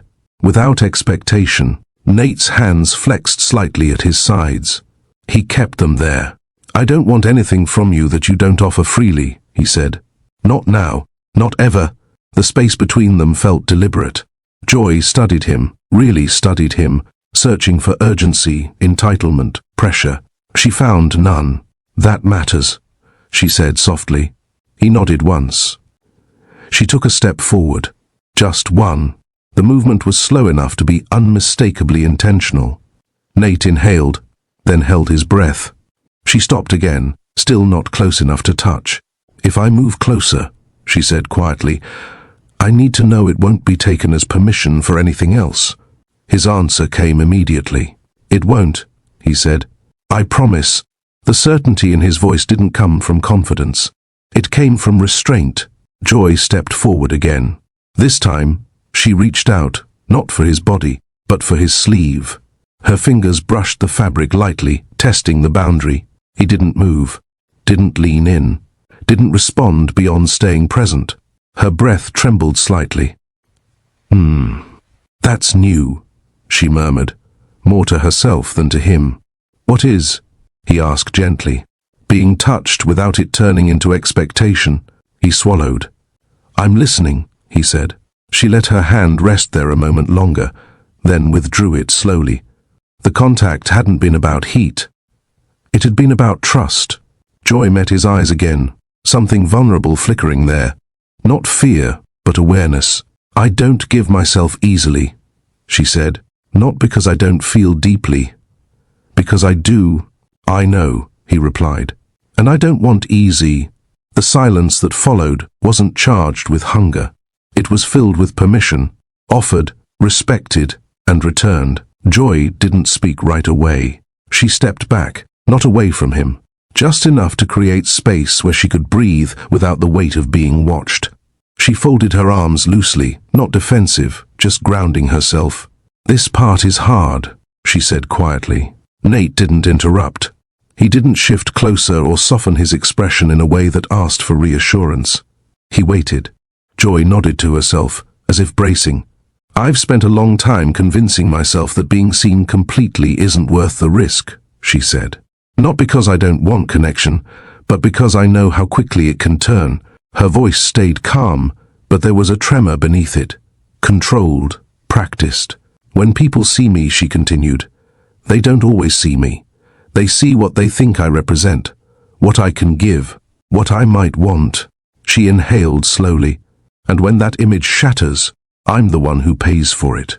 Nate felt something tighten behind his ribs. She met his eyes again, vulnerability unguarded now. "I don't know how to exist in a space where I'm allowed to be everything I am," she said. Strong, soft, doubting, certain, all of it. A pause. "Well, I've never been encouraged to." Her hands dropped to her sides. "I learned how to be acceptable," she said. "Not whole." Nate shook his head slowly. "That shouldn't have been your burden to carry." She offered a faint, sad smile. It was easier than being misunderstood. Silence stretched between them. Joy felt exposed now, not raw, but open, like she'd loosened something she usually kept tight. "If I let you see me fully," she said quietly, "and you decide it's too much." She stopped. Her breath caught. "That would confirm everything I've spent my life trying to outrun." Nate took a breath of his own. Slow, steady. "I won't pretend I can erase that fear," he said. "But I can promise you this." She looked at him. "I won't turn away because you're real," he said. "I won't ask you to edit yourself for my comfort." Her eyes shone, not with tears but with something close. "That's what scares me," she admitted. "Believing you." He nodded. "I know." And in that acknowledgement, Joy felt something soften, not collapse, not surrender, open. The closeness that followed wasn't rushed. It unfolded the way trust did, slowly, with pauses where either of them could stop it. Joy stepped closer again. This time, she didn't stop halfway. She stood in front of him, close enough to feel his breath shift, close enough to sense the warmth between them without touching. Nate didn't move, didn't reach. He waited, exactly as he'd promised. Joy raised her hand again, fingers hovering near his chest. "Tell me to stop if I need to," she said softly. He shook his head. "I won't tell you what to do." That answer steadied her. She placed her hand against his chest, flat, gentle, felt the steady rhythm beneath her palm. His heartbeat was calm, present, not racing. That mattered. She exhaled, tension easing from her shoulders. They stood like that for a moment, her hand on his chest, his arms relaxed at his sides. Nothing else. No rush to close distance. No hunger demanding more. Just shared breath. Joy leaned in slightly, resting her forehead against his shoulder. He inhaled sharply, not from desire but from the intimacy of the gesture. His hands lifted slowly, deliberately, stopping just short of touching her back. "Is this okay?" he asked quietly. "Yes," she replied without hesitation. Only then did his hands settle, light, respectful, as if aware that contact carried meaning beyond sensation. Joy closed her eyes.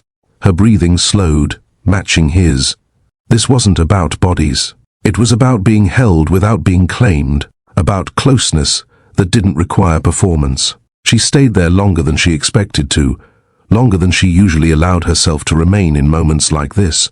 Nate didn't tighten his hold, didn't deepen the contact. He let her set the pace. That, more than anything, allowed her to stay. When she finally lifted her head, she didn't pull away completely. She looked up at him, searching his face. "What happens next?" she asked quietly. He considered the question. "Well," he said, a small, thoughtful smile touching his lips.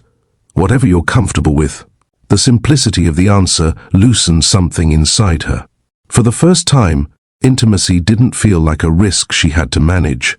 It felt like a space she was allowed to inhabit. The release didn't come the way Joy had once imagined moments like this might. There was no rush, no overwhelming surge, no moment where everything tipped at once. Instead, it arrived quietly, almost shy. They remained standing where they were, close enough that the space between them no longer felt like distance, but not so close that anything felt claimed. Joy became aware of her breathing first. It wasn't shallow anymore. It wasn't guarded. It was uneven. She laughed softly under her breath, the sound surprised, almost embarrassed. "Well," she murmured, pressing her lips together. "That's new." Nate tilted his head slightly. "What is?" "I'm not bracing," she said. "I usually am." Her voice wavered just enough to give her away. She took another breath, slower this time, and something inside her chest loosened. Not all at once, just enough. She hadn't realized how tightly she'd been holding herself together until that moment. How many years she'd spent anticipating disappointment, preparing for misunderstanding, rehearsing exits. Now, standing here, she felt something unfamiliar. Safety, not guaranteed, not promised forever, but present. And presence, she was learning, could be enough. Her eyes stung unexpectedly. She blinked, then shook her head slightly, as if trying to dismiss it. "No," she whispered. "I'm okay." Nate didn't move to comfort her, didn't reach out automatically. He waited. Joy noticed, and that noticing broke something open. Her breath hitched. Once. Then again. She covered her mouth with her hand, a quiet sound escaping despite her effort to contain it. I didn't expect this part," she said softly, words slipping through her fingers. "I thought if anything happened, it would feel different." "Different how?" Nate asked gently. She shook her head, eyes glistening now, like I'd have to earn it, or prove something, or... She stopped, pressing her lips together again. "Hold myself together." She dropped her hand. "I don't feel like I'm performing," she said. "And that's..." Her voice broke. "That's never happened before." The tears came then. Not dramatic, not sobbing, just quiet, steady releases that slid down her cheeks as if they'd been waiting patiently for permission. Joy didn't apologize for them. She didn't wipe them away immediately either. She stood there, breathing through the emotion, letting it exist without judgment. Nate felt his own chest tighten painfully. He wanted to reach for her. Every instinct urged him to, but he stay exactly where he was, because this wasn't about soothing her discomfort. It was about honoring her truth. Joy wiped her cheeks slowly, then laughed again, breathless this time. "I'm sorry," she said reflexively. He shook his head. "You don't need to be..." She nodded, absorbing that. "I think..." She hesitated. "I think this is what being chosen feels like." The words hung between them. Not heavy, reverent. Nate swallowed. "Not because I want something from you," he said, "but because I want you." She looked at him then, really looked. And for the first time, she didn't search his face for warning signs. She didn't scan for what might change. She let herself believe what was being offered. Her shoulders relaxed fully. A breath left her that felt like it had been trapped for years. "That's all I ever wanted," she whispered. To be wanted without being questioned. Nate stepped closer then, slowly, deliberately, close enough that she could feel the warmth of him without feeling crowded. He didn't touch her. He didn't need to. Joy leaned forward, resting her forehead lightly against his chest again. This time, she didn't hesitate. Her hands settled there naturally, not gripping, not searching, just present. She closed her eyes.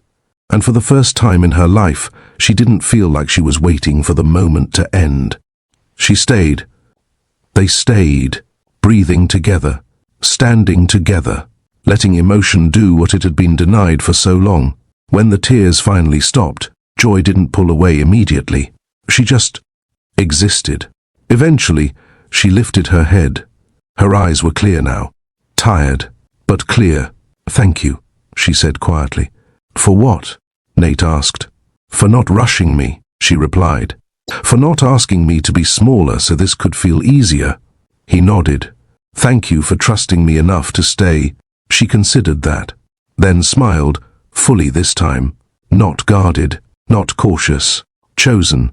And in that moment, without anything else happening at all, Joy felt a release deeper than any physical closeness could have given her, because the ache she'd carried for years, the belief that she would never be chosen fully, finally loosened its grip.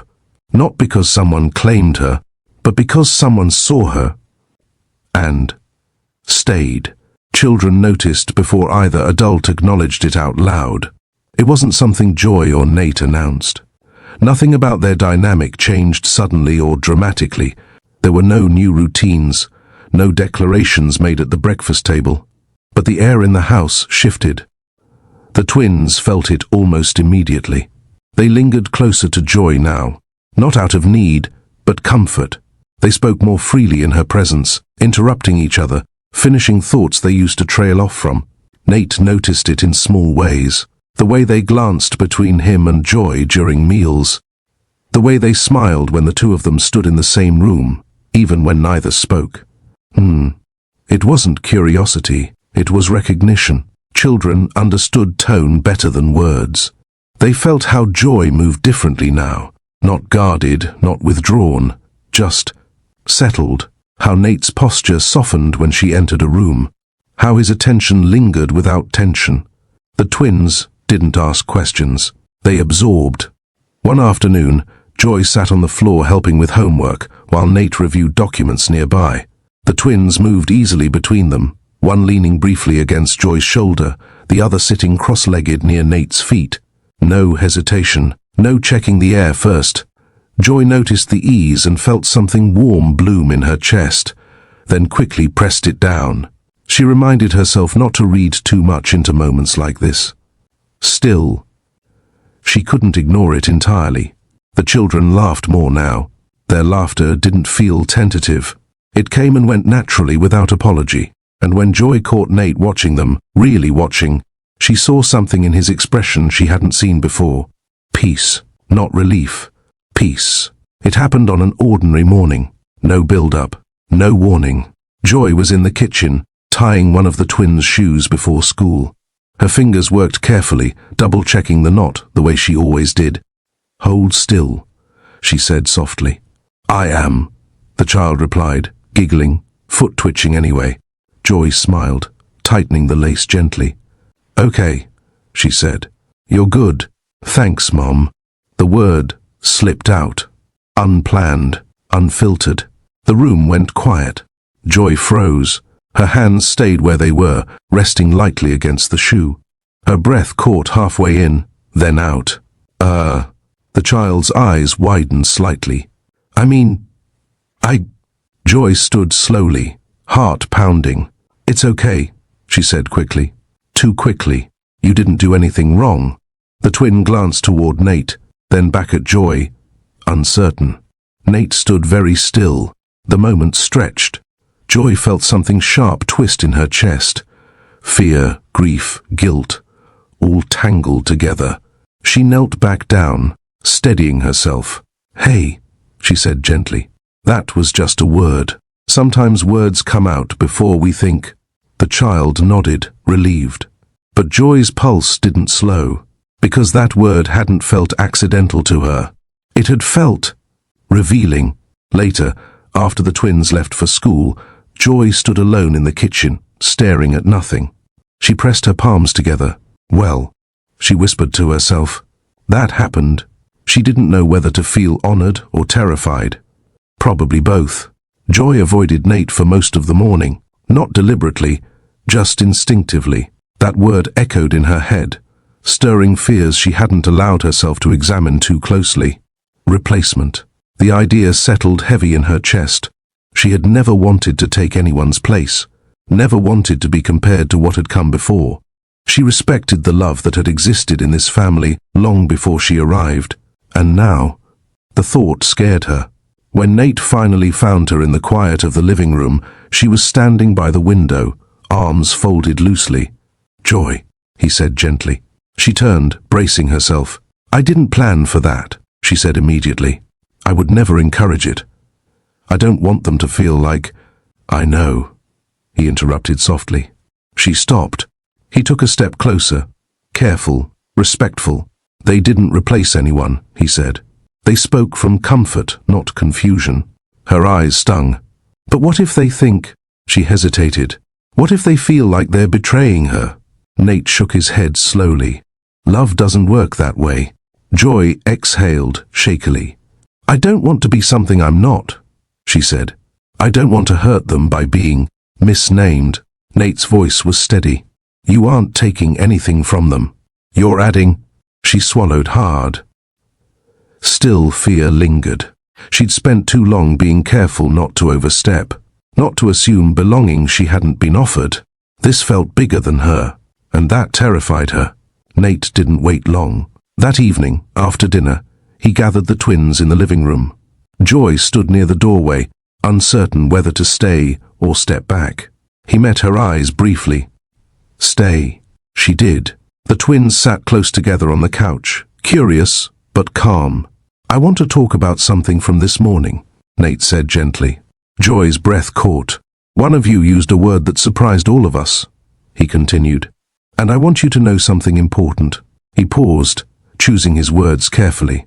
Loving Joy doesn't mean forgetting your mother, he said.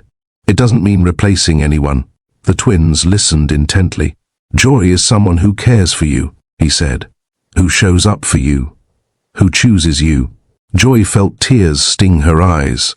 And choosing her doesn't take anything away from the love you already have, Nate added. It expands it. One of the twins glanced at Joy. So, it's okay? Nate nodded. It's more than okay. He turned toward Joy then, addressing her in front of them. You belong here, he said. Not as a substitute. Not as a role. He took a breath. As family. The room was very quiet. Joy couldn't speak. She pressed a hand to her chest, emotion rising fast and unguarded.